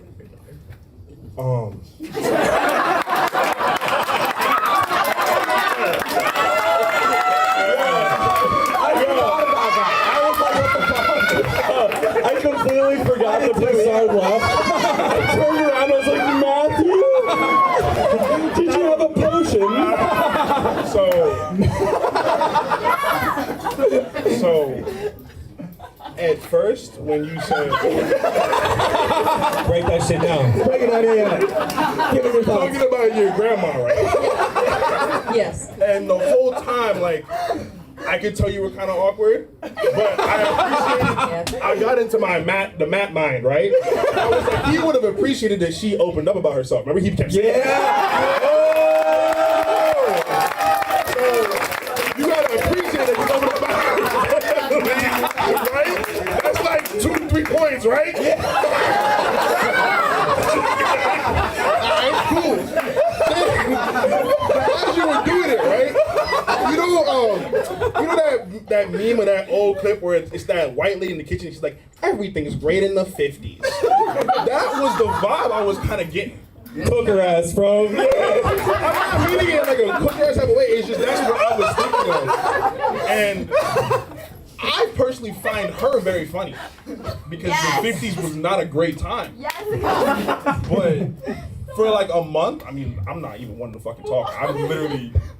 I'm just chatting. I appreciate it. He's about to say for a month she's pretty good. I felt like for doing it for a month, that's pretty fire. Can I just say one thing? Yeah. When we were figuring out what to do in the wake of Matt leaving, someone from the back yelled out, add a black guy. I didn't think that would actually be the right call. But that was undeniably, shockingly, the move that worked out. What else should we do with the show? How do we get to 2 million followers? What do we do next? Add a woman! No, we're not doing that. It's 2024, not 2036. Oh, dude. This one's kind of broken. Okay, I forgot. I liked your set. You started out by talking about how you moved here from Wisconsin to do comedy or to act, and I know that's like a really interesting.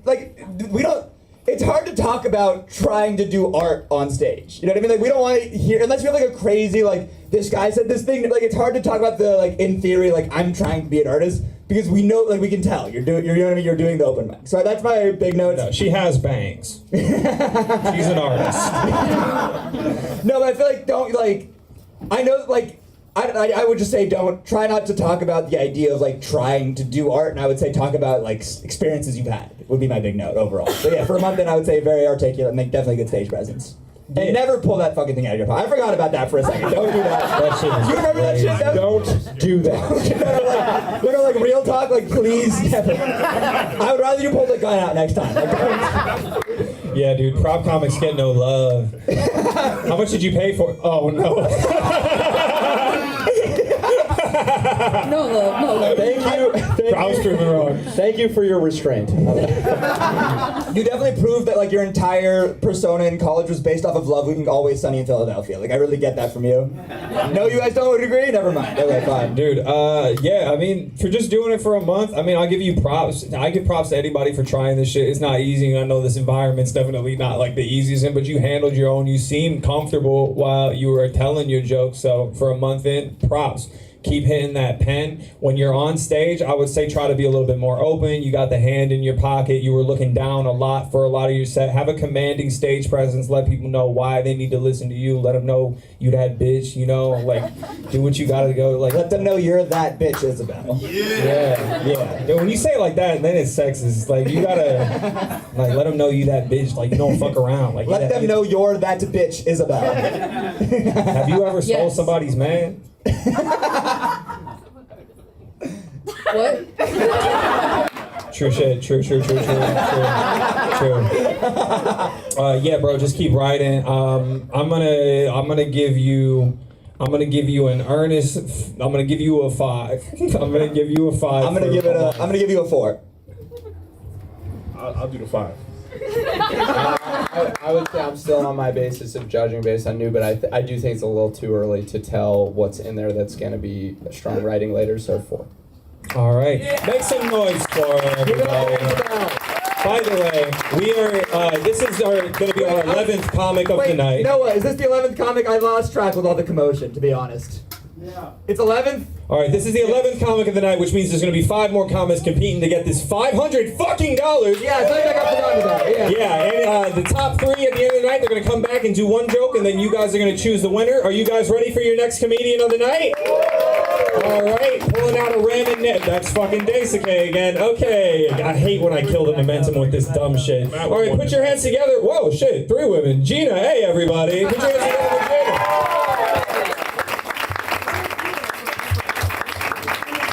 Gina's here? Oh, yeah. Keep it going for her as she gets to the stage. Oh my god, hearing from out there is the most anxiety I've had in a really long time. You guys can all hear in here, right? Because you guys got seats. How did you do that? That's crazy. I saw you. You were doing tickets, and look at you now. You're front row. Has anybody been talking to you guys?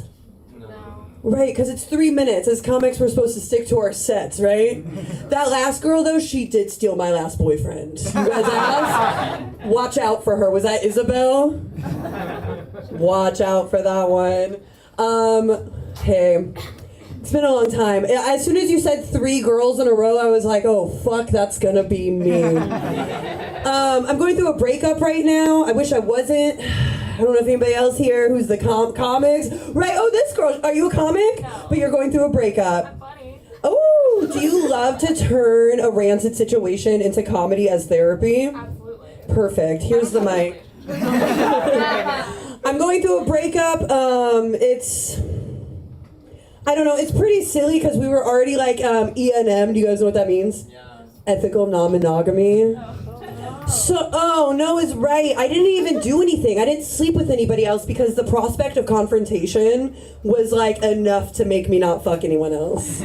I'm going through this breakup. He's the only person I've had sex with in 7 months besides one other person who is that funny that it was one other person?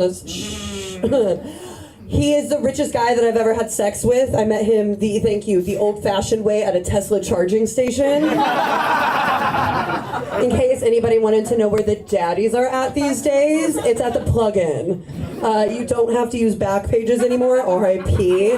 Oh, somebody had a trap phone one time. Okay, that's cute. I lived in LA for 13 years. You don't know my life. Unless you do, I don't know. Were you in LA? I can't really see you. I could have met you at one point. God, you guys can't laugh in the middle of me talking because then I forget what I'm saying. That's the complete opposite of comedy. No, I was fucking the richest guy I ever met. He had a Tesla. I was riding my bicycle by on mushrooms, so I'm not really sure how those two things like cross paths. I don't scream like rich. but it was the richest thing I'd ever done. I don't know if you guys have ever given roadhead. This is New York, so not a lot of drivers, right? But what about this? Roadhead in a Tesla. Guys, come on. 2 hands on the back of your head instead of 1. And you're just down there, and all of a sudden you're like, oh my God, is that 2? That's 2. And you look up and the wheel's doing its thing. And like, so are you. You know what I mean? And then all of a sudden you have a mouthful of cum and you're at the beach. I am not one for capitalism, but I do kind of like Elon Musk for this one. He did pimp out Roadhead. All right, you guys, that's my time. Thank you. Guys, keep it going for her. Sorry, what's your name again? Gina? Gina Andrews, yeah. Gina Andrews. Gina, we can all tell you lived in LA and we're in an ethically non-monogamous relationship. That was not a surprise. Thank you. I know it's not a compliment. No, but that leads to my next point. Like, you're so, like, even when you were just, like, riffing up top, like, we really can tell, like, we get a sense for who you are, and you're very much, like, not nervous about it. And I think that's very impressive. Thank you. Yeah. Oh, talk to the microphone, please. Okay, talking to the mic, please. Yeah. I do think. Sorry. That's okay. I think you're coming on later into the show and the crowd's getting a little tired, but I think some of your riffing and crowd work would have done better in the middle of the show, but I just think people have been here for a while, so I don't think that's on you. And I thought the last bit was really, really funny. Yeah. I do think for the and I'm going to keep my remarks briefer moving forward because I can tell we're all getting a little tired. You guys give really We have so much energy. Make some noise right now. We have so much energy. Shut your ass up, Lucas. I saw a couple You had an edible before the show. Your world is not their world. We are doing I'm also great. super high. Anyway, my only critique would be like, Wait, hold on. I didn't like that. That felt personal. That was at me, right? No, that was the... wait, what happened? Nah, get his ass, dude. Double down. Double down. Yeah. All right, sorry, can we critique me? Yeah. You've probably been doing stand-up for a minute, right? You've been doing... Like 4 years and then Yeah. improv before that. But yeah, I was gonna say, like, I thought that bit was really good at the end, and I just think for the purpose of like a 3-minute set, you joked about how like other people aren't doing riffing and crowd work, and it's like, yeah, but we are supposed to like hear and judge bits, so it makes it harder, because we got to that really good bit at the end, but I was like, crowd work wasn't working in this crowd, so I would have liked to see you maybe go to bits a little more quickly, but that's more of like, I think that would work in a normal set. I just think for the venue of what this is, you gotta probably do more material, because I can only judge otherwise. I'm looking forward to this one. I mean, I'm gonna just echo what he said. That's how I got through college, dude. To piggyback off what he said, everything he said, can I have my participation points, please? I mean, I definitely liked your energy when you came on the stage. Like, you definitely weren't ashamed to be yourself and like just like vibe out and shit. I don't know why everybody's laughing. Like, just try not to paraphrase something. No, you're doing great, dude. I think she doesn't know that you were an audience member 2 minutes ago. I saw that and I was... That's why it's funny. It's okay. I think when you came on stage, great personality. Great personality. I think we all fucking liked you when you came up on stage. You took a risk with the crowd work. It wasn't really necessary, but you know, it could have crushed. It's always a risk with crowd work, so I respect the try. Tesla charging joke, so fucking funny. I also have on my whiteboard, looks like a GTA 5 stripper. I have a lot of jokes about that too. Oh, okay, perfect. Do you have a Wendy's OnlyFans one? When I say Dave's double, what do you think of? I'm just saying, maybe you were getting roadhead in the drive-thru. Do you think of a cream pie or? Yeah. Roadhead in the drive-thru, maybe. I don't know. I think a Tesla. Yeah, I think my only note to you would be in the room, yes, but don't be in your head as much, because like having presence, like it is very captivating. You were very captivating on stage, but you got in your head a little bit, and I think that kind of like affected your performance. So just like more, you have confidence, so just be that. You feel me? I love that. Thank you so much. I don't have to go to therapy tomorrow morning now. No, you gotta go. I know, brain early. This will be the main topic. Go to the Tesla station so you can find a ride. Just to get there, please. All right, no, but thanks for coming out here. Yeah, I feel like you already insulted me, so I want to keep this short. But I like the improv experience really, and people talk shit about improv, but I like it can. I'm a groundling. You're a groundlings? Thank you. Okay. I don't know what that means, but is that another sex position in a Tesla that I don't know about? Or Like Will Ferrell, Kristen Wiig, like everybody's right there. oh, you're like Will Ferrell. Okay, got it. I no, but like the being in the momentness was like it really did show, and like your charisma was really like active, and I really like did enjoy all that. Yeah. Thank you. So, yeah, good set. I definitely the Tesla roadhead joke. Yeah. Maybe I just found it a little too cerebral at first. Damn. It's because she was given brain, dude. Oh, okay. I suck at comedy. I'll fucking kill myself. Okay, wait, no, I'm sorry. No, the cerebral wasn't meant to be a joke. That was. I'm being so serious. That was a genuine statement. I'm like, but Yo, can I ask you a like question really quick? Did you come with these drunk white bitches? Hey, just be drunk. Hey, look. Okay, there's one white bitch there. She's Asian. Just be careful around them. That's all I'm saying. Just be careful. Asian. All right. I really did like the Tesla joke once it registered. Thank you. Yeah. Okay. I was gonna say this is who we should. That's who comedy should be reviewed by as an audience member, not other comedians who are like, you didn't have enough tags. Like if they liked it, they liked it. I'll put my rating in. I'll give it a 6.5. I just didn't see enough. I'm gonna give you a 7. 6.5. I'm gonna give you a 6. Great personality on it. I'm also gonna say 6. All right, 6. All right, make some noise for Gina, everybody. Hell yeah! Are you ready for your 12th comedian of the night? Put your hands together right now for Jay Turner, everybody. Hell yeah! Former 2-time winner.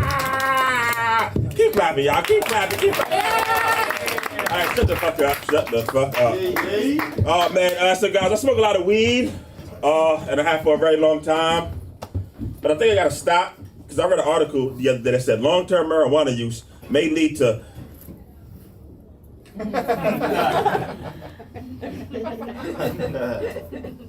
shit, I forgot.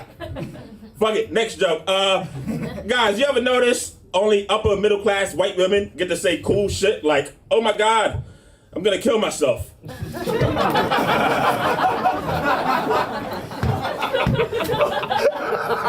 As soon as I get back from France.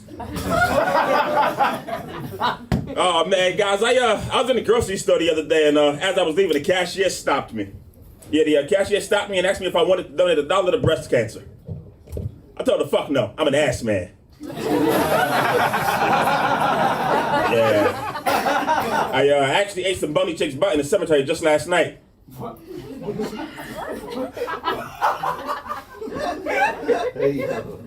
Dead ass.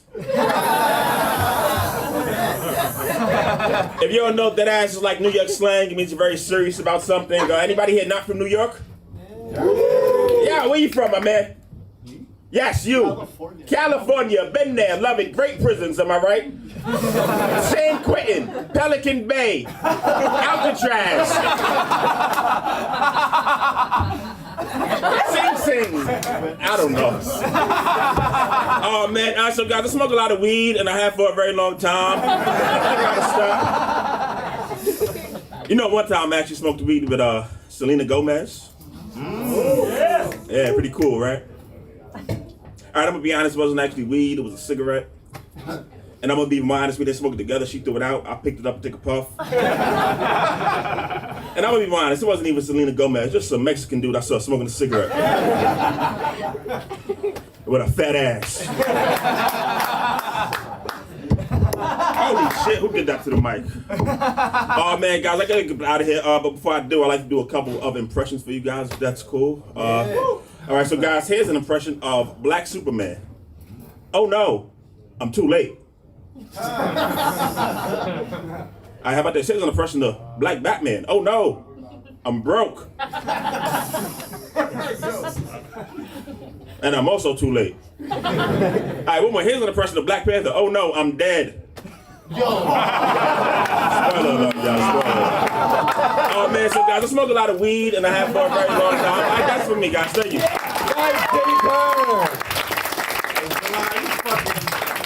Jay, welcome back to the show.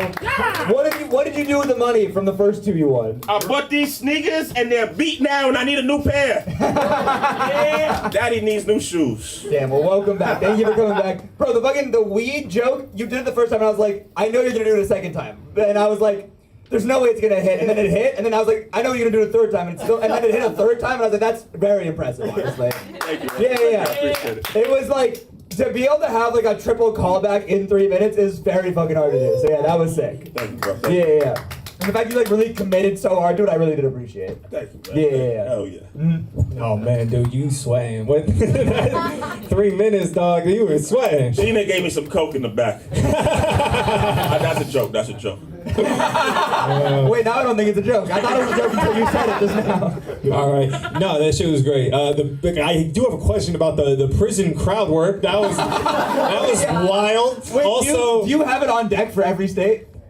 No. I just got California and Chicago. They're really bad places. I just thought it was just the uniquely black of you to do all that. Thank you, Matt Broussard. Those are just all the prisons that black people know. In California, like you watch for me, you watch pop culture, what you see Pelican Bay, San Quentin, Sing Sing. Shoe program. Right. So wait, so my question. Hold on, how do you know that? It's a uniquely bad black experience for me. Holy shit, what is happening? And I just want to say I don't see colors. So every experience to me is uniquely black and uniquely white and uniquely Asian and trans. Yeah, I said trans alongside the races. I just say things like that because that's how liberal I am. When it comes to set, I thought it was a lot of fun. I'll probably say this to every comic. I thought you should have done better than the crowd gave you. I think they're just getting a little tired. 2 technical notes I would get. That's not even. I don't even mean that to shit on you. I just mean there's a prime spot in the show. Any comic that gets this draw in the lottery will be pissed off. They're going up this late into the show. Stop doing this. Dude, I'm just being honest. He's so happy to be here. No, I know. It's not a bad thing. We're just rating. I'm just saying it's part of the experience of going up. It is relevant. I'm not shitting on the show. I love the show. All right. It sounded like that wasn't true, but I'm having a good time. Technical note. Oh, you said like white women get to say silly things, like I'm gonna kill myself. No, I'm gonna say cool shit. Okay, cool shit. Okay, sorry. Well, either way, I thought that was really funny, but the one thing I'll notice is the crowd gave you the laugh like that was a punchline, and then you misdirected it, and it got kind of confused. I think it was your delivery. Because the second you say white women get to say cool shit like I'm gonna kill myself, that's already a joke. It's already subverting your expectation. And then you go, as soon as I get back from France, which is like, the way you delivered it was like a misdirect. Yeah. I would try delivering it all as one punchline, because then you hit both, where you just go, white women get to say cool shit like I'm gonna kill myself as soon as I get back from France. And then the whole idea to me is a lot funnier than splitting the joke in half, and by the second time it sounds like you're subverting the joke, but you're adding to it. So that was just a technical delivery note. Yeah, I am gonna use that. But yeah, I thought it was a fun set, and yeah, I enjoyed it. Dude, I cannot have the white people leave here thinking black people know the names of every prison. That's insane. And it's not a uniquely black experience. You name 5 prisons full of Mexicans. Those are San Quentin. Come on, bro. That shit is wild. Do not leave here thinking black people would kill it at prison trivia night. It's okay. We know where our family members are locked up specifically, and that is it. Yo, that shit was great. And I'm gonna go ahead and I'm gonna give that one. I love you, jokes out, man. I'm gonna give it an 8.5. I have a question. Yeah, good clap for that. But also, what do you do if someone says a state that isn't Chicago or California? Like, what if they said like Alabama? What do you say then? Ohio. What do you? Oh, Ohio. Yeah, okay. What if you said Ohio? Let's find out how those prisons are. I don't know. I don't fucking know. Jesus Christ, I don't know. I love that you set it up with no safety net. I really appreciate that, actually. Yeah, I like the set overall. I'm going to give it a 7.5. Matt? I don't know how he would say it, but I'd give it a 9. I felt really nice. I know you've probably done this before, but like that just felt so like unprompted. Like it felt like super you, which I really, even though I don't know you, but like it felt like I do. That's me. That's who I am. You know me now. Okay. I'll give it an 8. Give it an 8. Okay, hold on. You might be on the leaderboard. Stall while I do math. Let's get it. It's my friend. Completely agree. Just gonna say it with that. Oh, you just missed it by 0.5. 0.5. You got a 33. The score to beat was a 33.5. But can you make some noise for him? That was fucking incredible. Make some noise for Jay Turner. Are you ready for your next comedian? 13th comedian. 13th comedian for the finals. Put your hands together for Steve F. Everybody. Keep clapping until Steve comes to the stage. Oh, hell yeah, dude. This guy bought like 50 tickets. He would have been pissed if he didn't go up.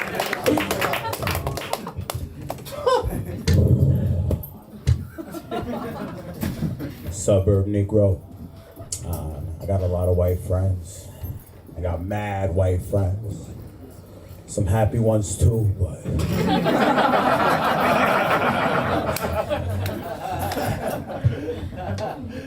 Some of my black friends are weird about that. They're like, I don't know, man. I don't like the way white people treat us. I feel like white people treat us like dogs. And I'm like, have you seen the way white people treat dogs? Oh, man.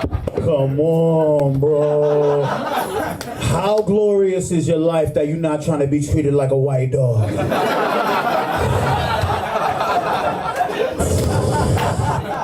Are you serious? Yo, think about it. As a white dog, you get a meal prep. You got somebody making your food. As a white dog, you get a new outfit every single week. New shoes and all, that's 4 shoes a week. You kidding me?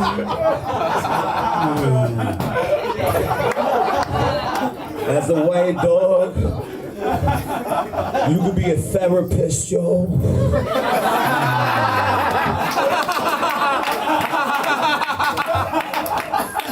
A human, you gotta go to school for like 8 years. 250,000. As a white dog, all you need is a vest. I'm here to service you. Feel me? Riding on a plane for free. You kidding me? You don't want to be treated like a white dog. I'd love to be treated like a white dog. Sign me up and call me a nigga doodle. Oh my God, some white people get so uncomfortable with that joke.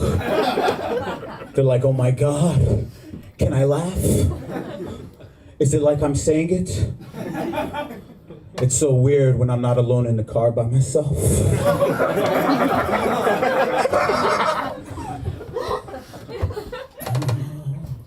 So, all in all, if you get treated like a white dog, it's a fucking blessing. All right, thank you. Guys, give it up for Steve F.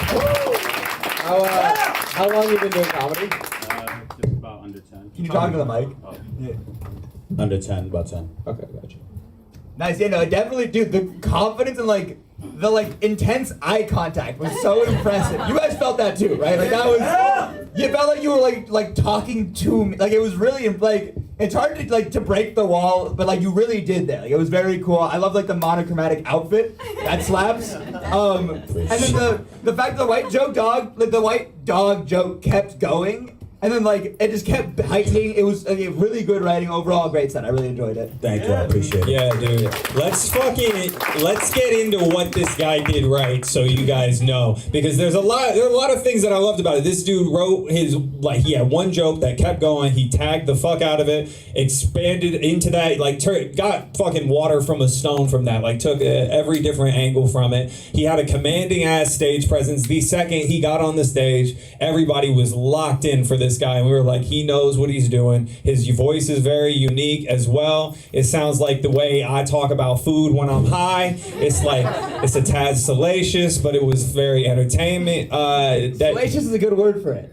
Thanks. Yeah, I would. That's the word I was feeling. I'm trying to channel my inner Matthew Broussard in that, like, yo, that shit was, it was fantastic. You came up here dressed like a foreman at USPS, or not UPS, not USPS. I'm here to deliver.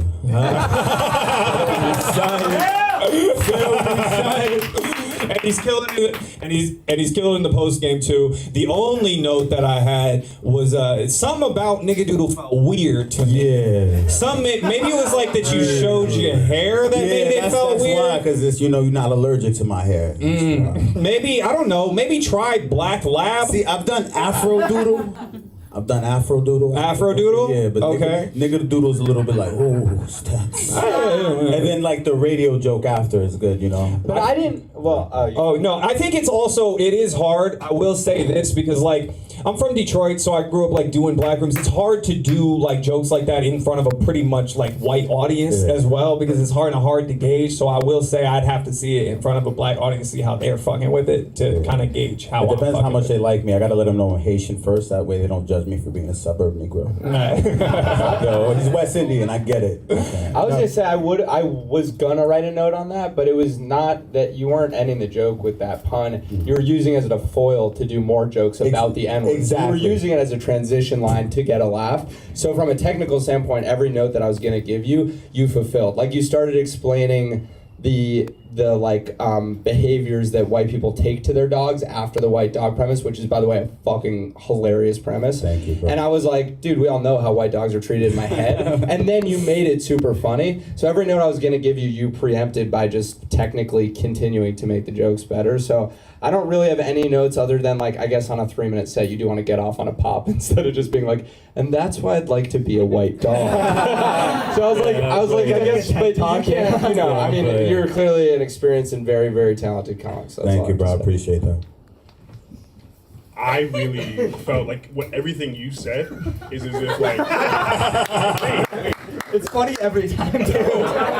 If you could take like Kendrick Lamar, you know how he sticks to like one theme and like raps in intricate ways. That's what you did with the dog. Thank you, bro. Surprisingly, that is actually Matthew Broussard. No, Matt loves Kendrick Lamar, so shout out to that. No, like I really appreciate it. I think that if this was a straight like black crowd, that would have killed. Like, not to you guys. I know what the fuck you're talking about. Right. Thank you, I can't see, but I feel like he's black. I can't tell either, just because I don't see color. So I wouldn't know. I would have no idea. I think the part about the nigga doodle didn't freak me out because of the hat. Whoa, Matt. It was more your tongue coming across your mouth. Pause. Hey, yo. But then in my mind, I'm thinking he's committing to the dog bit, like how the dogs have the tongue out of their mouth. But I still found it really funny. Thank you. Okay, yeah, overall, I'm gonna give that a 9. I loved it. Yeah. All right. I'm also gonna give it a 9.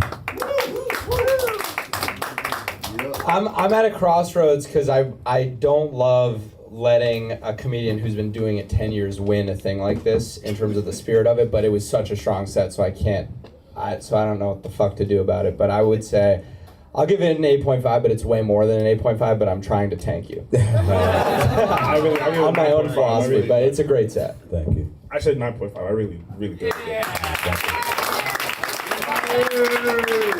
That's 9s across the board. That gives you a 36. You're on the leaderboard. Make some noise for it.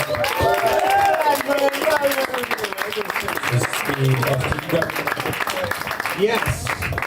Guys, the next comedian coming to the stage. Guys, give it up for Eliza. Mona and Eliza, make some noise for them. It's actually Eliza, but better get that wrong than Gandhi. Which is my last name. Hi guys, how's it going? A little bit about me. I'm half deaf and I've got pretty bad eyesight, so I like to say I'm halfway to Helen. Yeah, deaf people don't really like that joke, mostly because they can't hear it.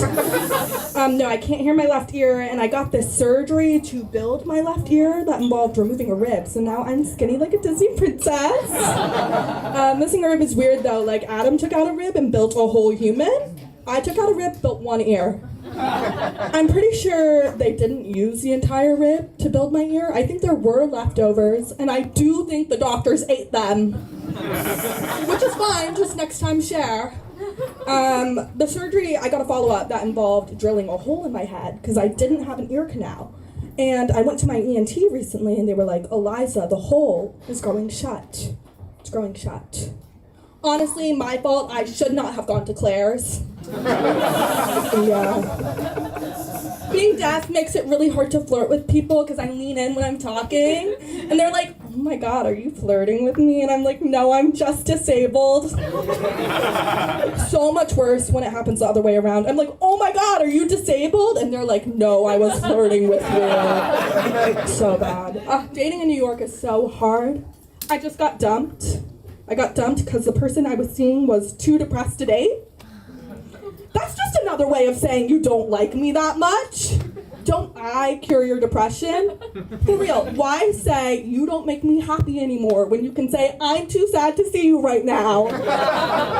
If you liked me that much, you would take 2 Zoloft and come over. I know Zoloft lowers your sex drive. You don't have to have a high sex drive to finger me. Yeah, dating's weird. That was a woman.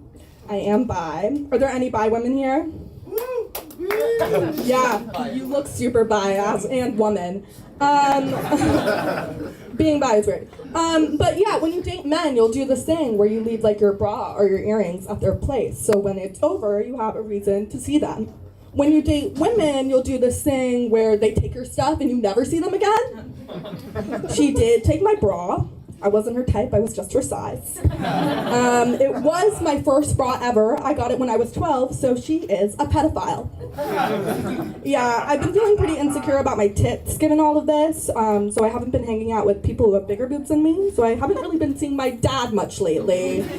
Don't worry, he's fine with this joke. I called him up, I was like, can I say this on stage? He was like, yeah, it's so funny, you should milk it. I was like, Dad, we're not that close. Guys, keep it going for Eliza.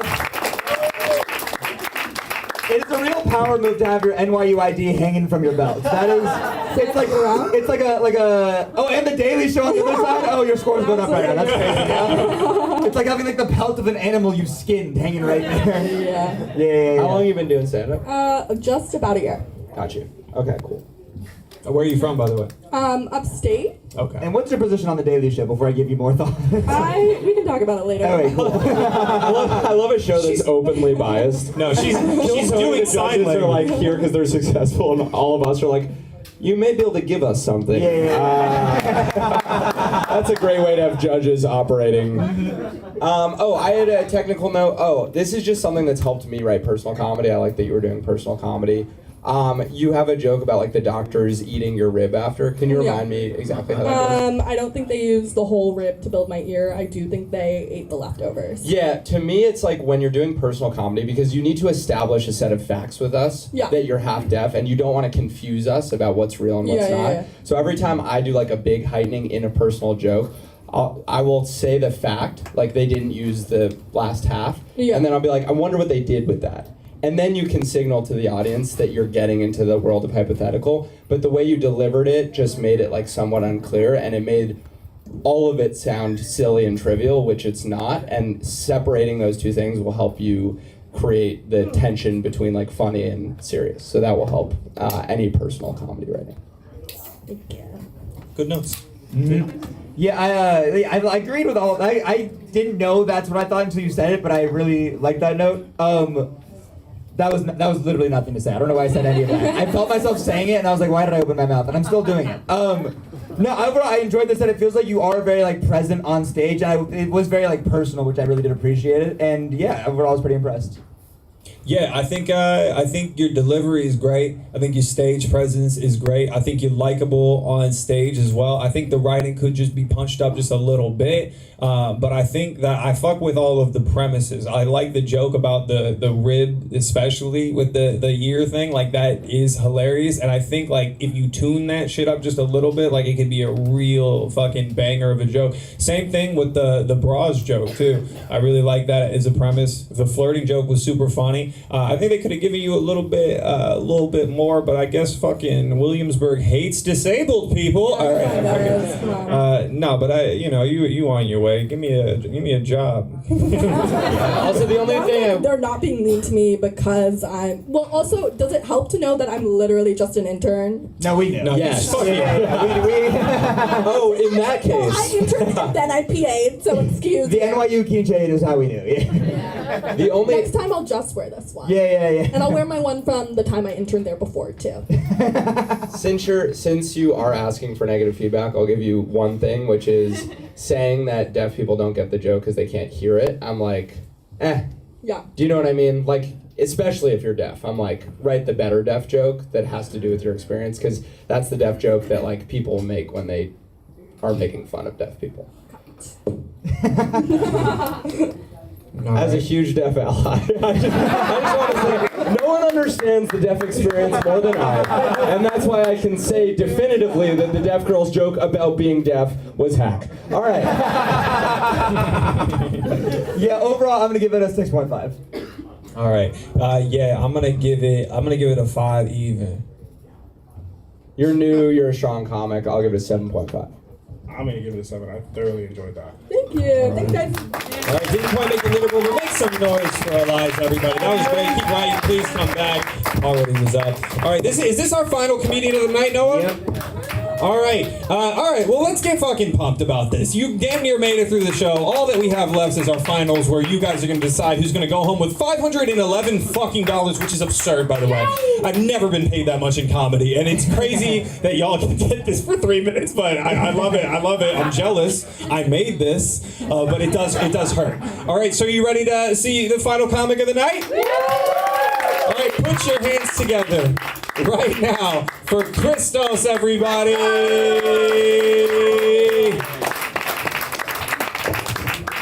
Thank God, I was gonna kill myself. Guys, I'm really insecure, okay? So please laugh. My name is Christos, like if Christ had a cereal.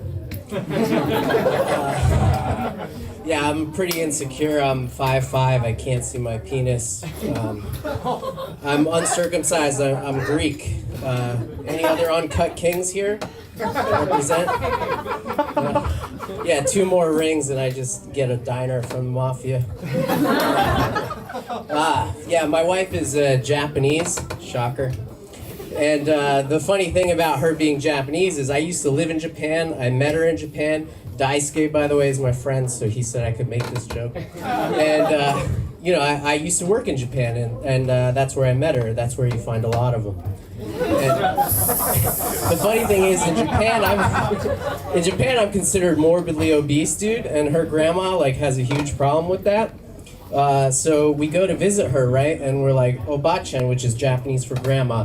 Sorry we can't come more often. The tickets are so expensive. And she's like, oh yes, because you need a 2-seat on the airplane.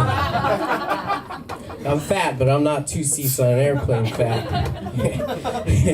But then, we go and take her out to dinner, right? And Japan's all about customizing your order. And there's like a big bowl and a small bowl. And she's sitting across from me and she's looking at me dead in the eyes. And she's like, you should get the big bowl because of you big boy, man. So I get the small bowl. But I wanted that big bowl the whole time, dude. Yeah. That joke does well in crowds that aren't tired from 3 hours of listening to these guys.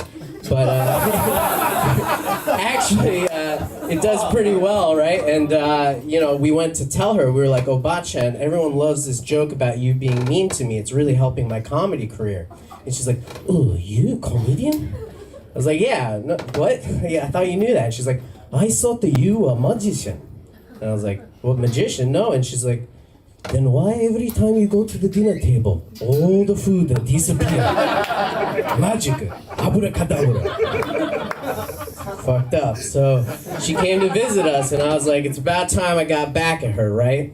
And she visited us, and it's Oscar season, and Oppenheimer is playing in the theaters. So I go and don't be worried. So I go and I take her to Oppenheimer, and we're watching it. She doesn't speak a lot of English, right? So she's sitting there, she looks bored, and she's like, this movie is so boring, I don't understand what's happening. And I was like, don't worry, it gets better. I went to Cuba. Anyone here been to Cuba? I went to Cuba, it was awesome. I went to the beach and there were so many fat kids on the beach. It was incredible. There was all these fat kids just chilling on the beach, and I was like, oh, this must be the Bay of Pigs. Alright, thanks, I'm Christos. Guys, give it up for Christos. Cubans catching strays at the end. Crazy. Yeah. It's our fault they didn't like the Japanese accent. That's right. That was. Oh, dude, yeah, that shit was fucking wild. Where are you from? How long you been doing comedy? I've been doing it a little over a year. I'm from Queens originally, but then Westchester. Where did you start comedy? Here in the city? Yeah, here in the city. Yeah. All right. I like the Chris. Oh. No, it's alright. I think this will work. I like the Christos cereal joke, but I'm gonna take this one. Actually, can I take yours? All right. Yeah. No. I thought, I'm gonna be honest with you. I felt like the laughs that the accent was getting at the front was more of just like you're doing the accent, not the joke content of the accent, which I am personally against. You know, I'm not fully against accent. I didn't feel like what you were doing was like disrespectful.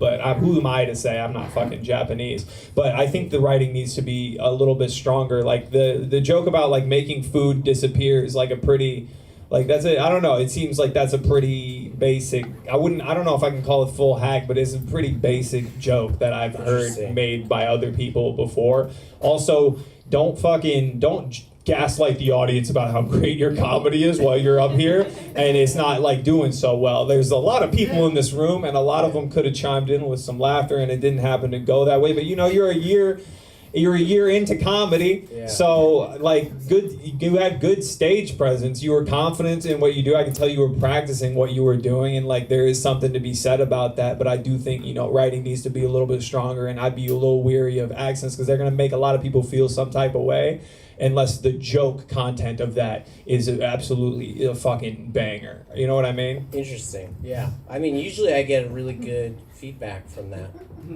Well, you're not right now. I'll take one point. I'll say calling us out for talking too much and them being tired was one of the moments in your set that got the biggest laughs. So I go, then you were correct. So I give you that. I'll never shit on you for shitting on the crowd or us. You shit on us and they laughed, so that means they were feeling that way.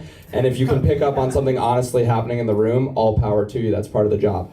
As for your joke, just too much accent. I mean, it comes down to that. You're good at the Japanese accent. Yeah. It wasn't even racist until it was. You know what I mean? It really wasn't, and then it was. And I think that was just because of how long it went on. You're clearly attuned to the energy in the room. Feel when that turns and cut it out. Okay.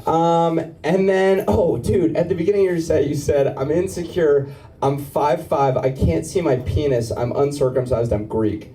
I thought that was fucking hilarious that you just listed all of those things, and not to mention like kind of brave and kind of interesting, but then you moved on so quickly and you didn't let that be the premise, even though people were liking you because everyone was like, oh, that's kind of that's certainly a way to start a set. Every time you grip the audience with the way you're starting the set, you're connecting the next thing you say to the thing you said they're gripped by. Otherwise, it's a fleeting thought that doesn't make sense. Cool. So you're clearly very new, but I think you have some interesting things going on. I thought your delivery up front was really fitting for being insecure, but then you said, like, I went to Japan, that's where a lot of them are. That got a laugh, but your delivery was still of the insecure guy. If you're gonna flex a funny passing line, change your delivery for that moment so we can all pick up on the fact that it's a joke. Okay. But I just think you're a new comic. There were some funny ideas. The accent was gratuitous and uncomfortable. And I would watch more. Wait, maybe grab this one. I think the accent's a double-edged sword. I like, like if you weren't white, it wouldn't. I don't think we'd have the same sort of reaction. I thought my son is half Japanese. So you are actually married to Yeah. Okay, that Yeah. was okay. Yeah, I wouldn't. That's a big risk. Yeah, yeah, like that. I'm not a piece of shit, but I mean, I did have the kid just so I could make the joke. I love it, dude. It's so funny that you were like, a Japanese accent is a sword. I promise I didn't pick it that way. No, it's okay. Your comedy career's over though. You're canceled. There are already people in the Discord Saying talking you have shit the about kid you. to do the joke, the second your kid comes out, you're like, I have to pass. Yeah. If that's not it, I don't know what you can do. He's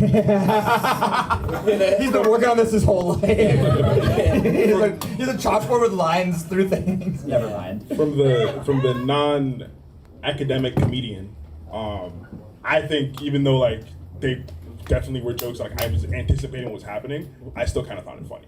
And I think not every joke has to be like the most groundbreaking. Sometimes, like if this scored on my TikTok feed, I'd watch it repetitively. Appreciate you, bro. Yeah. You're my target demographic. I don't, yeah. Nice. Should we do scores? Yeah, dude, what do you think? You're a new comic. I will give you a 7. All right, yeah, new comic, man. I'm gonna go ahead. I'm gonna give that one a 5. I'll go 6. I'll go 7. All right, 7. So you didn't quite make the leaderboard, but keep writing. Thank you for doing this. Please come back. Make some noise for him. All right, are you ready to go to the finals of the competition? Okay, so the way this is going to work, we're going to bring on the comedians in order of lowest to highest scores, the top 3, and then you guys are going to clap for only the person who you want to take home $500 fucking dollars, okay? Are you ready? All right, first comedian coming to the stage. You know her, you love her. Put your hands together right now for Shay, everybody.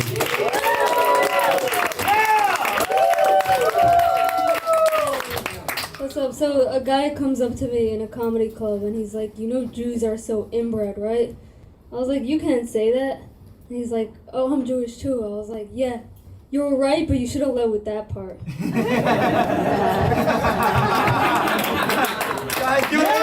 Make some noise for Shay. All right, put your hands together. Steve F is going to be coming to the stage. Make some noise for Steve F, everybody. Did he leave? No, he's coming.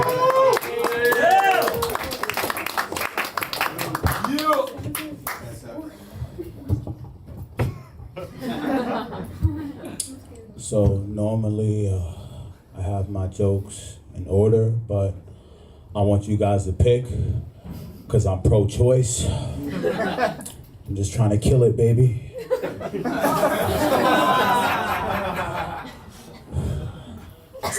I hate when that joke don't work. Then I gotta use plan B. Thank you. All right, now put your hands together as the final comic of the night comes to the stage. Put your hands together right now for John A, everybody. What's up, you guys? I love living in a big city. I love when someone visits you in a big city and they're horrified by something on the street that doesn't faze you even a little bit. I used to live in San Francisco. I was walking downtown with a friend who was visiting me, and we saw a guy hitting a crack pipe, and he got so uncomfortable. He was like, could we just go a different way around the block? Like, I just don't feel safe right now. I was like, what do you mean you don't feel safe? All you have to do right now is just don't touch his crack. It's your one job, just don't try to pry the crack out of his hand. If anything, now's our chance. He seems pretty focused. It also pissed me off, because guess what I've done with this friend? Cocaine. So he's a hypocrite. But obviously he doesn't see it the same way. He thinks him snorting cocaine is cool and classy, and a homeless person smoking crack is below that somehow. But it's like, yeah, dude, homeless people can't do powder cocaine because they don't have keys. So, what are you All right, John, and John, stay up there. The other two join him up. All right, Shay and Steve, please come to the stage. Steve, come to the stage. Did he leave? Okay, he's so far away. All right, so how's your day going? You all right? A little antsy? Excited? Maybe you're gonna win $500. This is a big night. This is a lot. $500 is a lot of fucking money. That's like people have died for way less. Like, is that true? I don't think that's true. But 100% people have died. Dude, I know somebody who died off fucking $20 in a 2K mishap. They was like the game was cheating. So you could kill a good 25 people off that 500 for sure. Just mathematically. All right. Well, I tried to build anticipation, and I feel like I fucked it up a little bit, but that's okay. You guys know how this works. Only clap for the person who you want to take home the $511. Okay? Are you ready? We're going to go down the line from Steve all the way to John. So we're going to start with Steve. If you think Steve should take home the $500, make some noise for Steve right now. Okay. If you think Shay should take home the $500, make some noise for Shay. That's pretty good. If you think John A should take home the $500, put your hands together for John A. That's John. It's looking like John. Guys, give it up for John! Hey! Okay. Let's also make some noise for them and all the comedians you see tonight. Thank you all for coming out. Thank you, guys. All right. Thanks for having me. For those of you watching at home, please like and share this. We're trying to grow it so we can give away a car one day. We're pretty close. $500 is a Pontiac G6. Thank you guys so much. Have a great night. Have a good night.